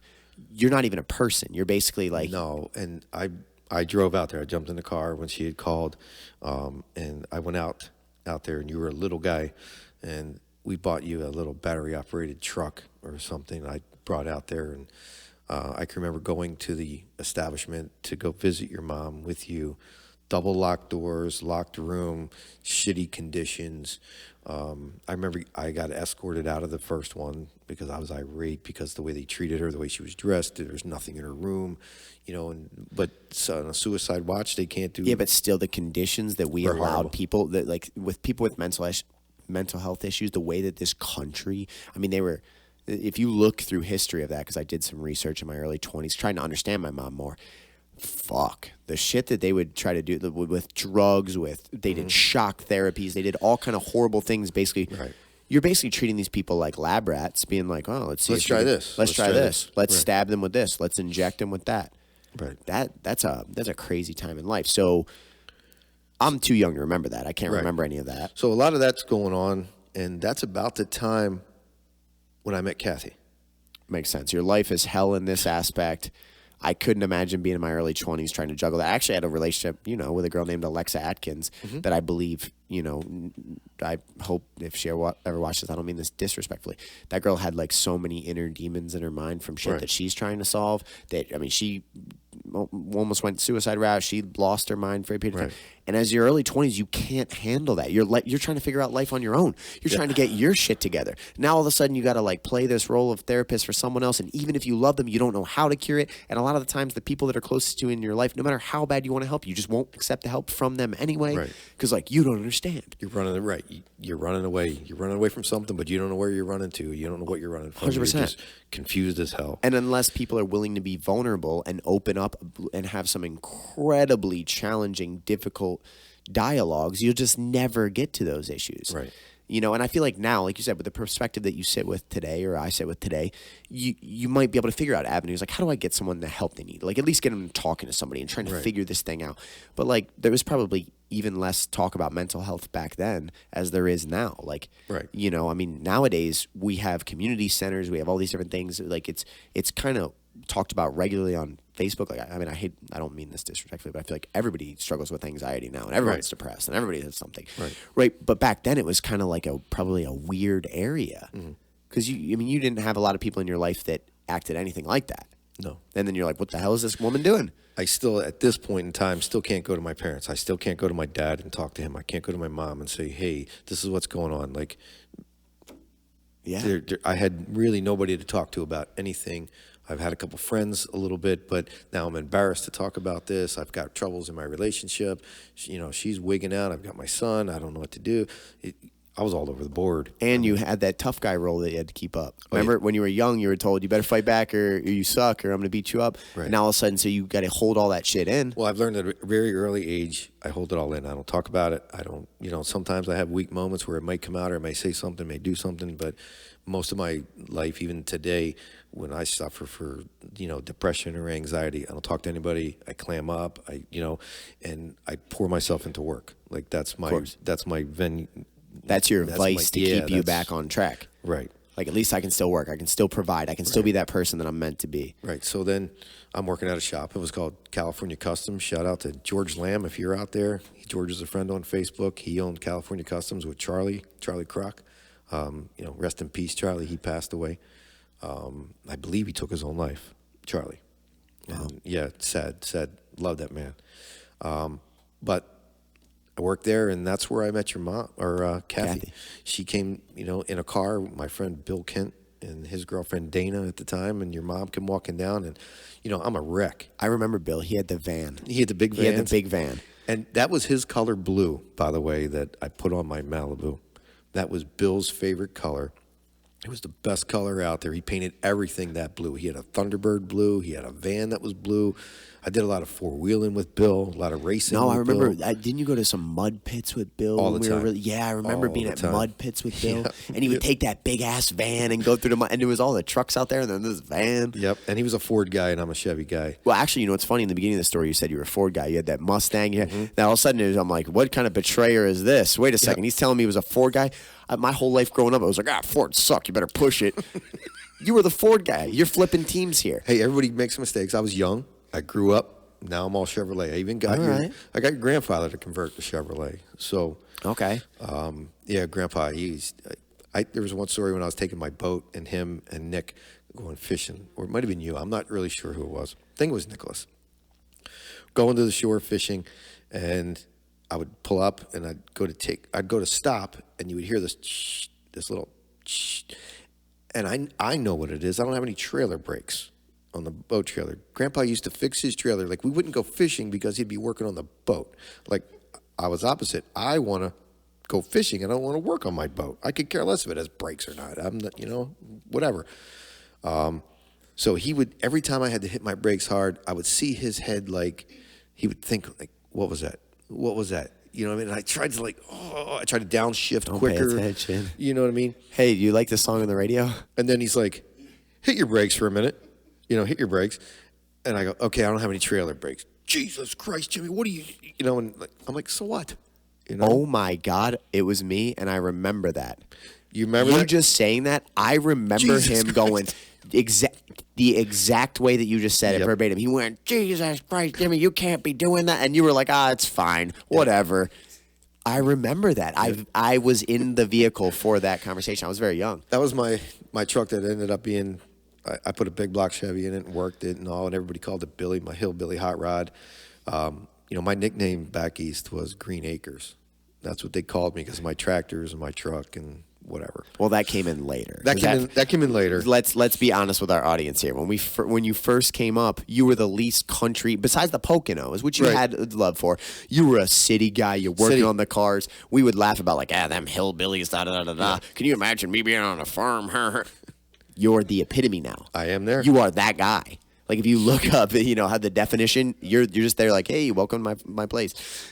But it's a cool transition. But you know what it is? I found peace. That's where I like to be. Like, I work a lot. When I get done work, I want to go home. I work in a hot shop all day long, and when I come home, I'm not going to have my house be hot. Man, I tell you. The car AC? That's what it was. Yeah, it was in the car. There's two guests in the room, and I'm going to address them real quick. Every time we rode in the car, it didn't matter how ice cold it was. The sentence was, I work in a hot shop all day long, and I will not be hot in the car. You would be frozen. You'd have icicles coming down your face. And you know what? He'd be just happier than hell. Just AC on full. I worked at the radiator shop, and I ran a torch all day. And he would explain to you the difference between bringing the outside air, and you don't want that. You want to make sure it recycles so it gets colder and colder until the point where you're literally like, oh my God. Yep. That's a true story right there. Yep. Yeah. So man, I have a couple different. So now I met your mom, or met Kathy. I keep calling her your mom. I was like starstruck. You know what I mean? Going through all my problems. Is my mom living with you at this point? Is she still in that place? We are separated pretty much at this point. You still live together? You live in different places? I would have to think back. I don't know if I was still at the house on Philadelphia Street or not when we. But you both knew at this point that like this is like we've tried. It's been a disaster. We have a family, but it's just not really working. I don't know if it was in her mind at all that way. But you were there. But I was at the point where it could have been anybody at this point that showed me some positive attention, that showed like some feelings towards me, like, holy cow, like I've been dealing with hell here for the last couple of years. And now here's this person that's just, it's me, doesn't know me, doesn't anything, smiles. Just head over heels to like, hey, you're awesome. Right. Besides the fact she was smoking hot. Yeah. I'm just going to tell you, when you're, 25 years old, 26 years old, okay, and she's smoking hot, and I'm like, wow, okay.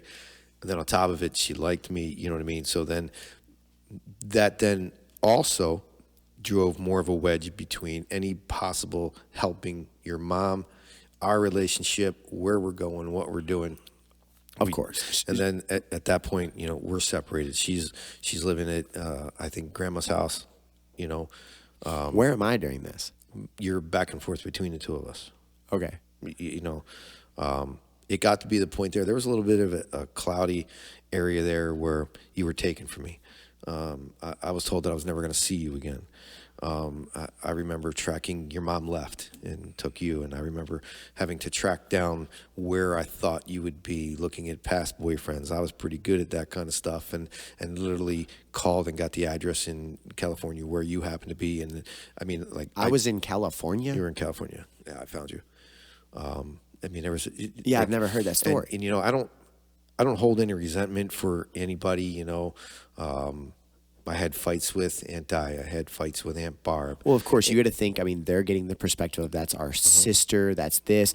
He's now with another woman already. They were married. Right. Yeah, she has these mental issues, but you're supposed to be able to work on. I get how they would have their perception. You have your perception from being in it. Kathy has her perception from like, why are these people? So it's a difficult mix. And it'll change a person when you have a child. When you have your own child, it changes you. You immediately, there's a different way of life thinking, like, this is my little creation. To have that taken from you and the threat of maybe not ever seeing you, boy, there's some negativity, negative thoughts that go through your mind. Like, of course, had I been a lesser person, I probably would have done way more than I would care to even talk about. But so anyway, that, back and forth. And then, one night I actually moved in with Kathy into Uncle David's house in Levittown.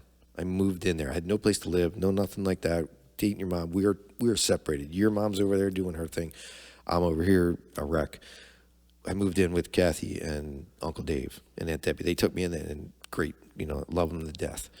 One night, your mom had you, and now we were being somewhat civil. She was pretty. One day she was civil, next day she was irate. One day she's civil, next day she's irate. That could have been just simply because of a relationship going bad, her wanting the relationship, me checking out of the relationship. It could have been a lot of things,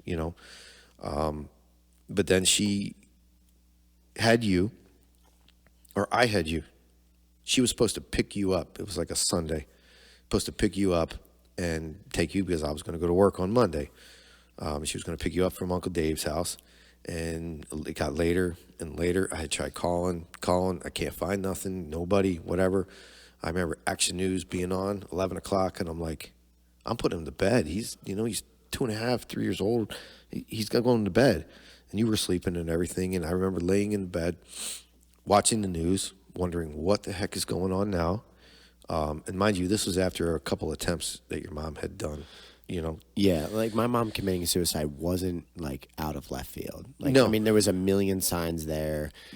She desperately needed help, but just wasn't at the point to either step up and get the real help she needed, or society. Or I was gonna say, or society really just didn't have the structure, and like mental health wasn't as good of a conversation as it is now. Right. I mean, like when you talked about having that feeling of you felt alone at one point. Imagine you have that with like tons of past trauma that you need to sort through. Like that's a difficult thing. So then it came on the news. That there was an unidentified woman found on the train tracks in Bristol, PA, I immediately knew what it was. Like, I immediately knew, like, she did it. She did it this time, you know? And then I just, like, I can't believe this is happening, you know, whatever. And then the phone rang a couple hours later. It was, you know, maybe 1, 2 o'clock in the morning. The phone rang, and it was the coroner's office telling me that I had to come down and identify things. I mean, if a train hits a person, Well, that moment in life has got to be a. They told me that I needed to come down there right now and identify, you know, her remains and some articles that were found at the scene, identify her vehicle. And I remember being pissed off, heartbroken, right back to, like, scared to death. Like, I can't, oh my God, I'm thinking of you. Like, what am I going to say to this little boy? I told the guy on the phone, I go, I'm not coming right now. It's 3 o'clock in the morning. I got a little boy to deal with. I'm not coming. You know, the next morning I did go, identified the ring that she had. I remember her clothing and her car. And yes, unfortunately, as hard as it is, your mom was, you know, the train runs down there about 80, 90 miles an hour. And where she was completely disfigured. But my inner it was quick. You know what I mean? I always felt I went into a dark place for several months because I kept thinking nothing but what was in her head prior to seeing that train coming, prior to hearing it coming, the heart rate that she must have had, the courage to stand up, walk out, and sit down. She sat down in front of a train backwards. That train probably took 3 miles to stop. Yeah, just to get to that point in time, like, what is someone battled with in their own mind for so long? Then I felt like a raging piece of shit. Like, really, I am 100% responsible for this right now. How am I ever going to talk to you as a little man? You know what I mean? It's at that point in my life, I lost everything.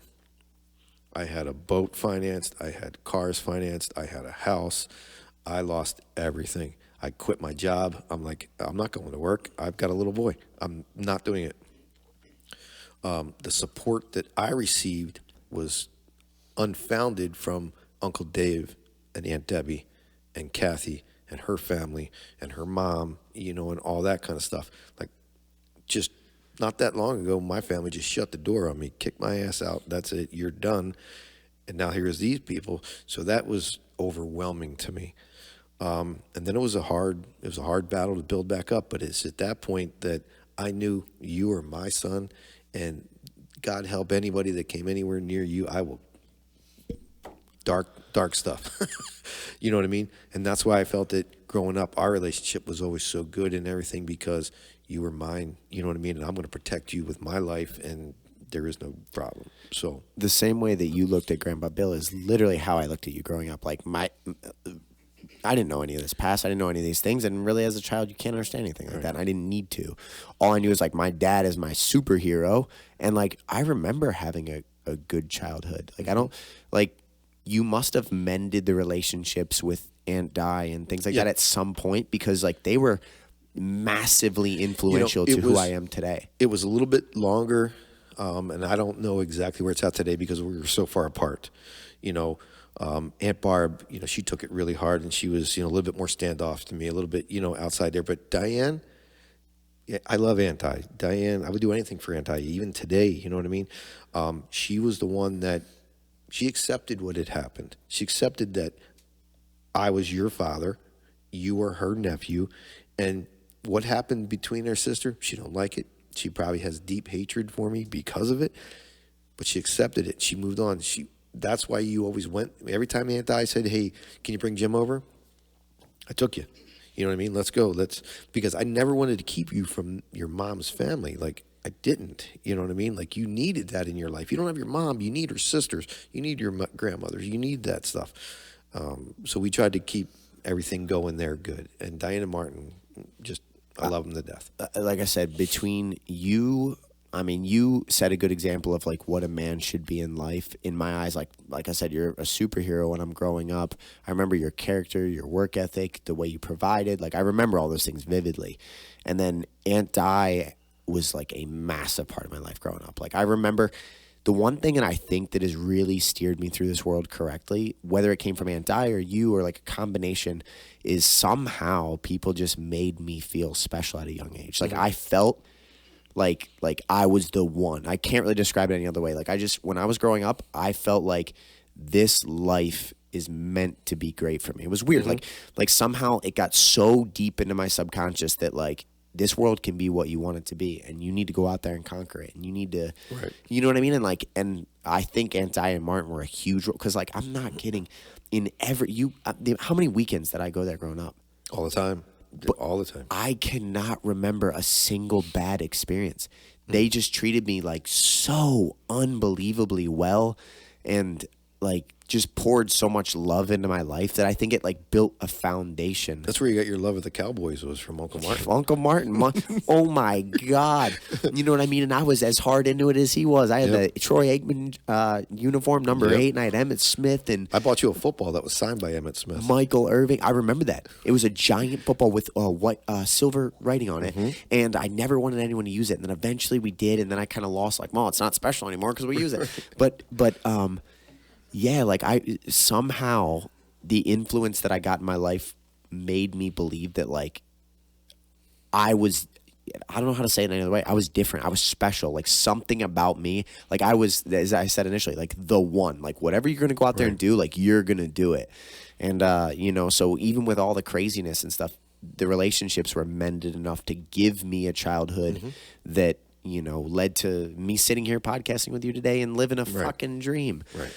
So we'll skip through a little bit of, because I'm sure there was the really difficult time with animosity where everything has to kind of get sorted out, but then things start to get better.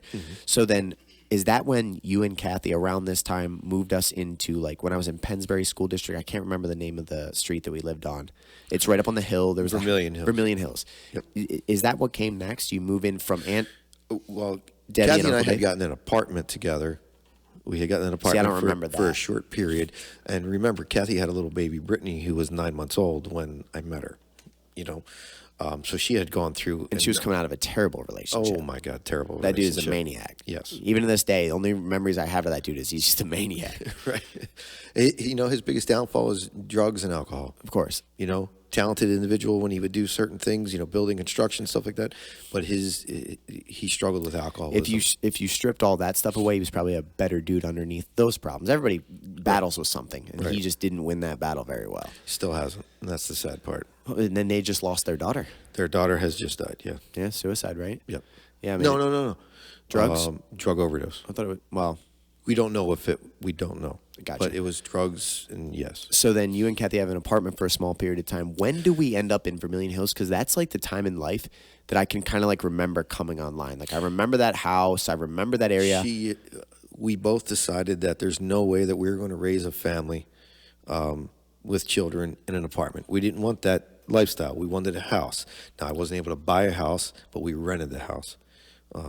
And I remember paying $850 a month, which back then to me was like, how the hell am I going to do this? Yeah. That's a lot of money for that little house. I mean, you're talking Vermilion. Vermilion, $850 a month. I pay $850 right now for my house in Fowlerville. Right. Think about that. Yeah. You know what I mean? And like I remember that little house. It was kind of cool. It had the garage right here. You'd walk in the tiny little thing. The door. It was straight up the stairs. You had the bedrooms or the bathroom. Yep. You had the TV right there. The little couch. There was only like one way to set it up. Kitchen. You slide the back door, and we had that tiny little backyard. Right. Yep. And that's when I started. We were renting the house, but it was hideous inside. So, I mean, there was wallpaper on the kitchen cabinets. The rugs were nasty. And then I talked to the landlord and said, look, I want to fix this up. Like, I don't want to say that I rent this. I live here. My kids are here. Like, I want to do this.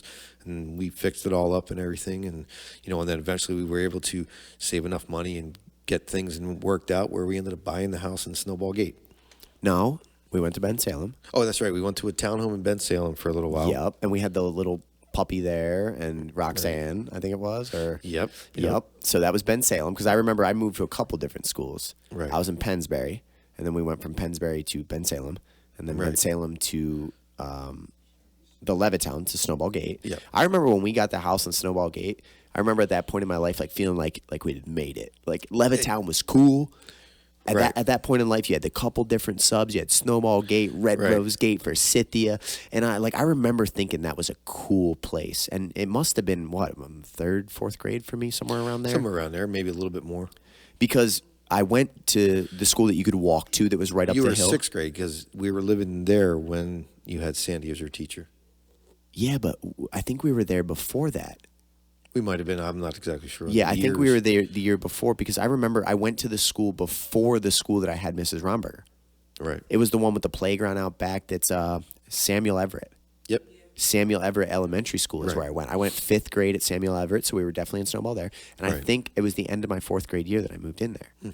So I went to Samuel Everett, and I remember, remember they built that hockey rink down there? The hockey rink, you were there every single day. Oh, my God. I tell you what, if I'd have been a bigger genetic specimen, I would have played hockey for sure. That's all. I loved hockey. When they put that rink in, me and my friends ran that rink. Right. Telling you what, because the year it was built, that's when we were all coming up. Well, I remember you were playing roller hockey on the regular league, and you were dominating as a young man. You could skate like no other kid. You had the intensity. You would run down there.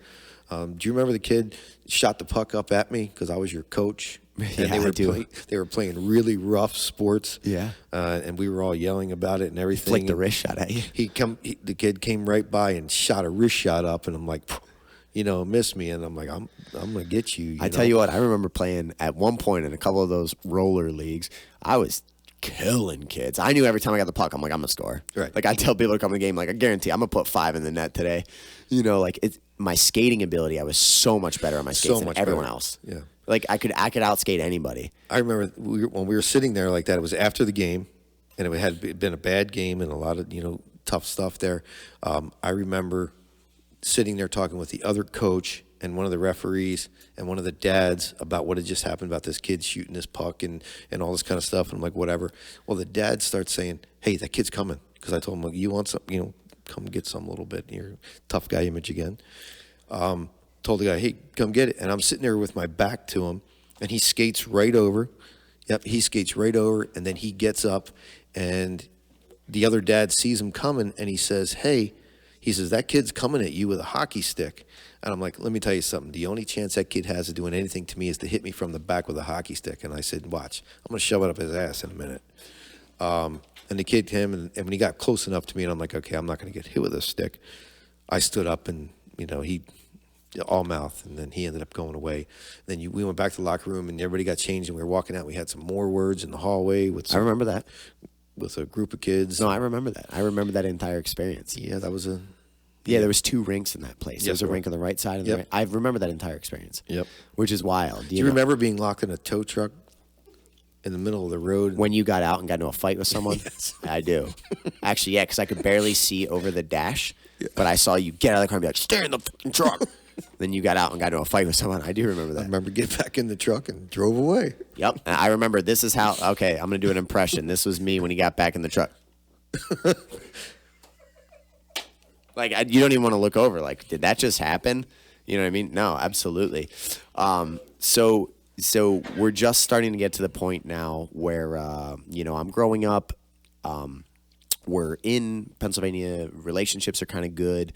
At least it's gotten to the point where, Kathy and I had a really rough start. We just didn't do well. No. It's funny now because I don't feel any negative emotion to her, but I can tell you at one point in time, I hated that woman more than anyone on planet Earth. I used to think you would do stuff intentionally to piss her off. Well, I hated her with literally every bit of my soul was like, I hate this woman. Right. And she treated me accordingly, probably because it was obvious that I hated her. She treated me accordingly, and then it just was not a good relationship. For a while, it was tough. I remember the time, and you know what we're probably going to have to do? We're kind of crafting the story of my childhood here. We'll probably end part 1 here, and then I want to do a whole part 2 where we talk about, the stuff that I've done now. Like I first started Champion as a porter, and then I started going up, and then I worked, and then I had me and Dwayne having everyday battles, and then Patricus, and and Len give me a shot. Like it'd be cool to paint that part of the story too. But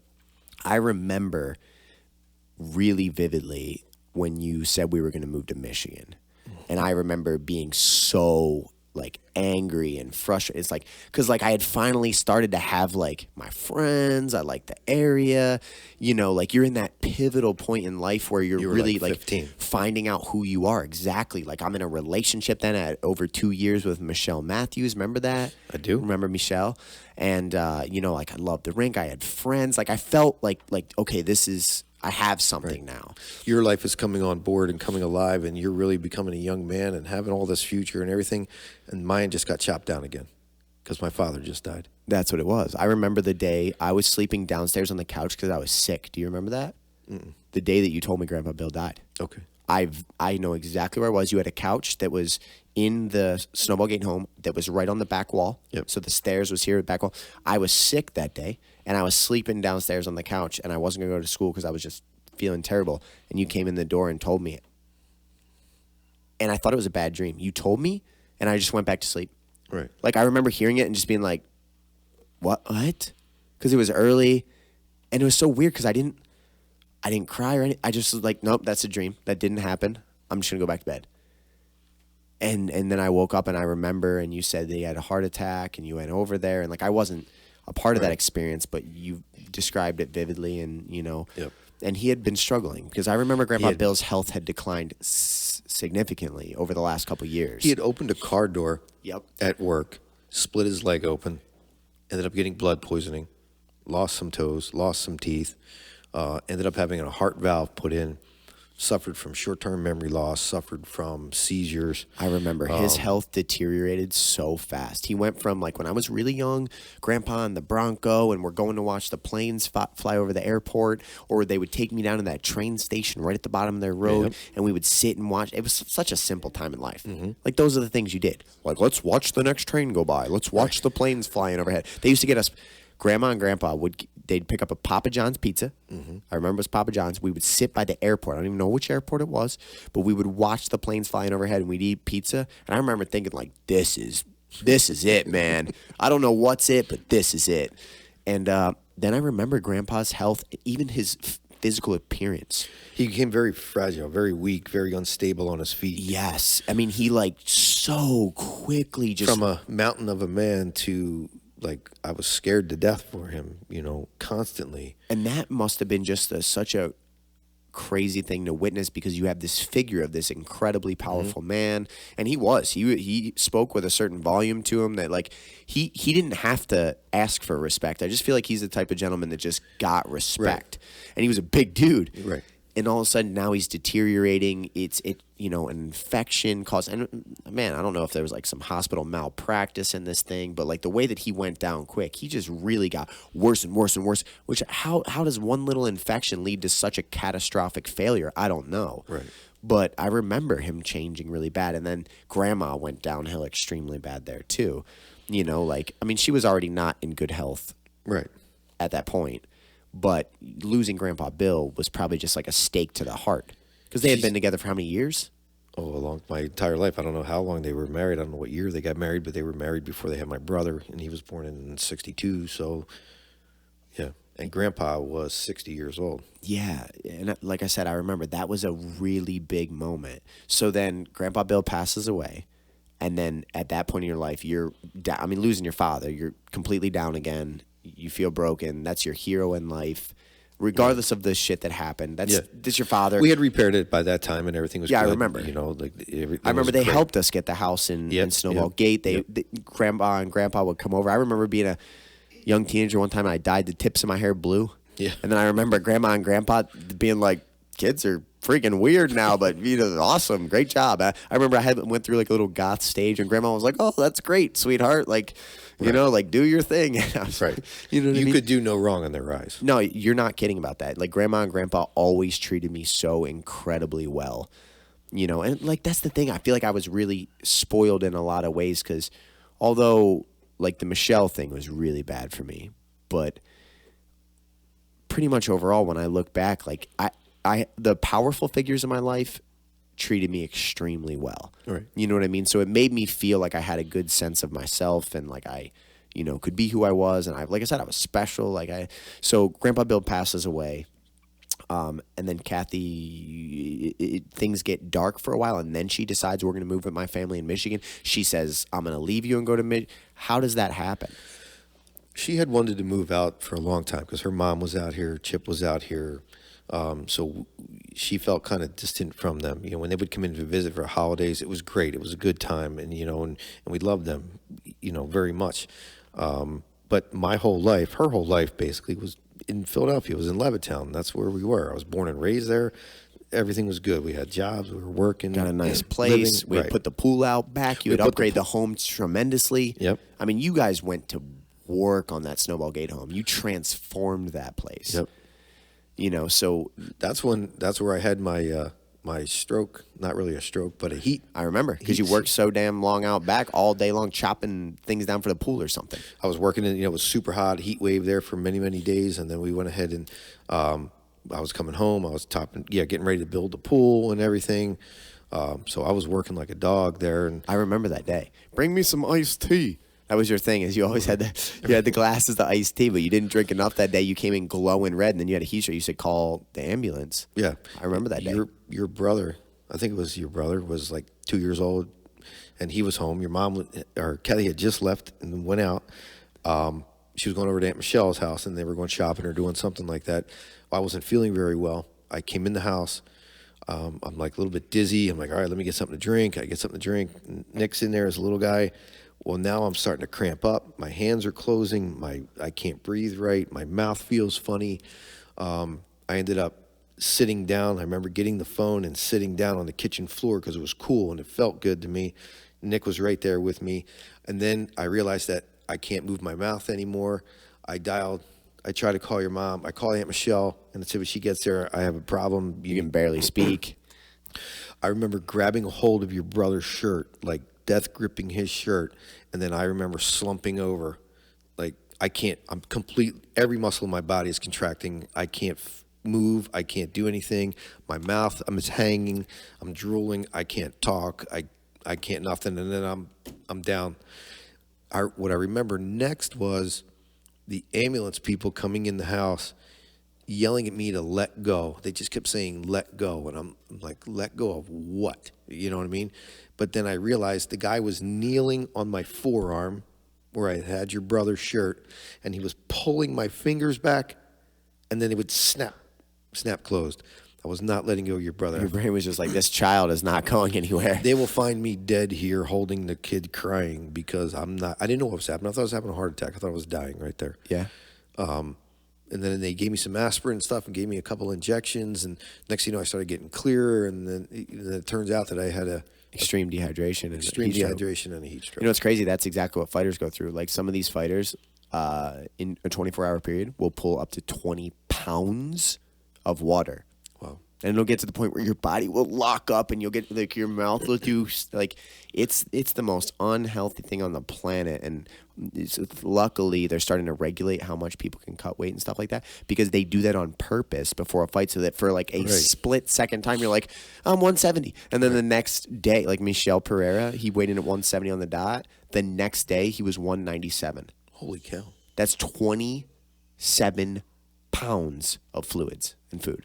Wow. You know what I mean? They like willingly go through that. But I tell you what, I've been in that experience one time in Brazil. Actually, my first fight down there in Brazil, I had to do 13 hot baths at like you get in water temperature that's like 112 degrees. You're sweating. You like your body's cramping up. You exercise. You get back in the baths. I had to do 13 of them. I had to get 14 pounds of water off. And like I remember thinking I was gonna die. I remember the last, I got to the scale and I had 0.6 pounds to go and they made me go cut it. And I just remember being like, I'm going to die right here. I'm like, I'm not going to make it out of this because your eyes start to black out. You can barely move. Your muscles aren't operating. That led to an embarrassing, you want to hear an embarrassing story? In Brazil, I come back to the scale, so I go back into the sauna. I have to sit there for like 50 minutes, this like 150-degree sauna, just to break a sweat again because I'm so on empty. And funny thing is I get in there and I'm like zoning out, like in my own world, like dying. And there's this Brazilian fighter sitting next to me and this Mexican fighter. And this Mexican fighter like looks at me and he's like, ¿Qué es tu problema? Which is like, what is your problem? And I had like not an energy in my body. And I was just like, and I just look the other way, like, leave me alone. And so here's the embarrassing part. So I go back out and I get to the scale and I have just my dry underwear on. And I like stumble up there and I'm over by 0.2. And they're like, we're not going to improve it. You have to take off your pants. I'm like, all right, get a towel. Like, I'll just stand here naked. This got to, like, your underwear's got to be 0.2. I'm in a place. There's tons of people. People are everywhere. All the fighters there. The staff's there. Everybody's there. And they're like, nope, sorry, drop your pants. I had to get on the scale totally ass naked and just stand there like a zombie, probably looking like a Holocaust victim.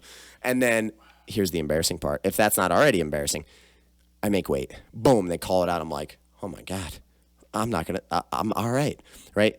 My opponent comes up. I give him a hug. Don't even think about it. I am fully naked, dick out, in Brazil, and he comes up and he's like, parabéns, which is like, congratulations, you made weight. And I was just like, thank you, brother. Like, we'll fight tomorrow. Totally. So I'm in a room full of people hugging this dude naked. They're like these crazy Americans. They just started dying laughing. They thought it was the funniest thing in the world. They're like, wow, this American is just naked hugging his opponent. He doesn't care about anything. Thank God I beat that guy, or tell you what, he would like control a part of my psyche for the rest of my life. Do you remember us? You had got an invitation to the Naga competition in California?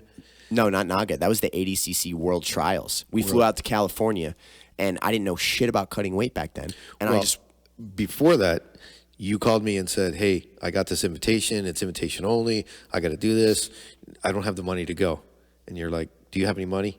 And I'm like, no, I don't have any money either. How much do we really need? Yep. And Kathy and I were trying to figure it out. We're trying to do everything. I remember going to work, being at work, and talk to you one more time. I hung up the phone with you. I walked up front, and I sold my truck. We literally went to San Diego, California. At the time, I was ranked as one of the top grapplers in the country, so my name was on like an invite list to go to the World Championship Trials. And if you win it, you represent the United States of America for your weight class. And there's only 5 weight classes, and I'm in the list for people that should compete. I go out there. I don't know shit about weight cutting. I didn't have a coach or anything. I'm self-taught. So I'm out there running, trying to get the weight off. Like, can't do it. I miss weight by 0.2. And they scratch me from the event and don't let me compete after we traveled across the country. They wouldn't even let me go cut the 0.2 because like I could have got the 0.2 off. They went, nope, sorry, disqualified. Have a nice day. 0.2 kilograms. Yeah, 0.2. So that's less than half a pound. And they, yep, have a nice day, sir. You have a great day. And he had sold his truck. We went across the country. It was horrific. Actually, it was right after that point that I was like, I need to learn the science of weight cutting. Because like that can never happen. And now I have it to such an unbelievable pattern. I can take almost any human being on earth, 10% of their body weight. I know exactly how to get it off. I know how to rehydrate them. I know how to do everything with that. But it's like, I didn't know. I was just like, I'll just run till the weight's off. But anyway, Stacy is probably sitting out front, ready to kill me because I promised her the absolute latest that I would be done would be 115. It's 122. So what I'm going to say is we got to do a part 2 because we're just now starting to get into the point where, we moved to Michigan. What does life look like? We talk about, when I first came to work for you, you got me my first ever job. Mm-hmm. Started working at Champion Chevrolet. I thought I was so cool. I didn't have to go to McDonald's or something like everybody else. And I grew up a lot in that place. Like I learned what business is really like. I saw how people interact. I saw like the hierarchy of authority. I saw how people try to hold other people down. And I learned so much from that job. Right. And somewhere back in the line, a little bit of my confidence started coming in going like, fuck you. You know what I mean? Like there are things that I'll do because they make sense. And then there's things like that I won't do. Like every day Dwayne's like, you better come in clean shaven. And I did that for a period of time. Then eventually I was just like, I'm not going to do it. And he's used to mess with his computer. Oh, yeah. He used to lock his keyboard. We'll get in all those stories. Yeah, because he would just be such a dick to me. And then, so I started to come in without a clean shave, and he'd be like, is your razor broken? First of all, I'm thinking to myself, like, how would my razor be broken, dude? It's a razor. Okay, but on top of that, no. Like, I'd give some lame excuse. Like, I was running, because we all just make excuses. Maybe I did wake up late. Maybe I stayed up late, whatever. But then eventually I just got to the point where I was just like, no, and I'm not doing anything about it. What are you going to do about it? You know what I mean? He's like, well, I'm going to send you home. Cool, I'll take the vacation day. Adios, brother. You know what I mean? And then it turned into me realizing, like, what you actually have to do in life is you have to push back when people push you. Right. Otherwise, they learn that they can just, be condescending, bully you, act one way, and hold you down. It's almost, in a weird way, a lot of managers, they treat it like it's their job to just, I got to keep you where you're at so that I have a successful functioning thing, because if you outgrow me, You know what I mean? And I learned at a young age, like, wait a second. I know I'm more intelligent than you.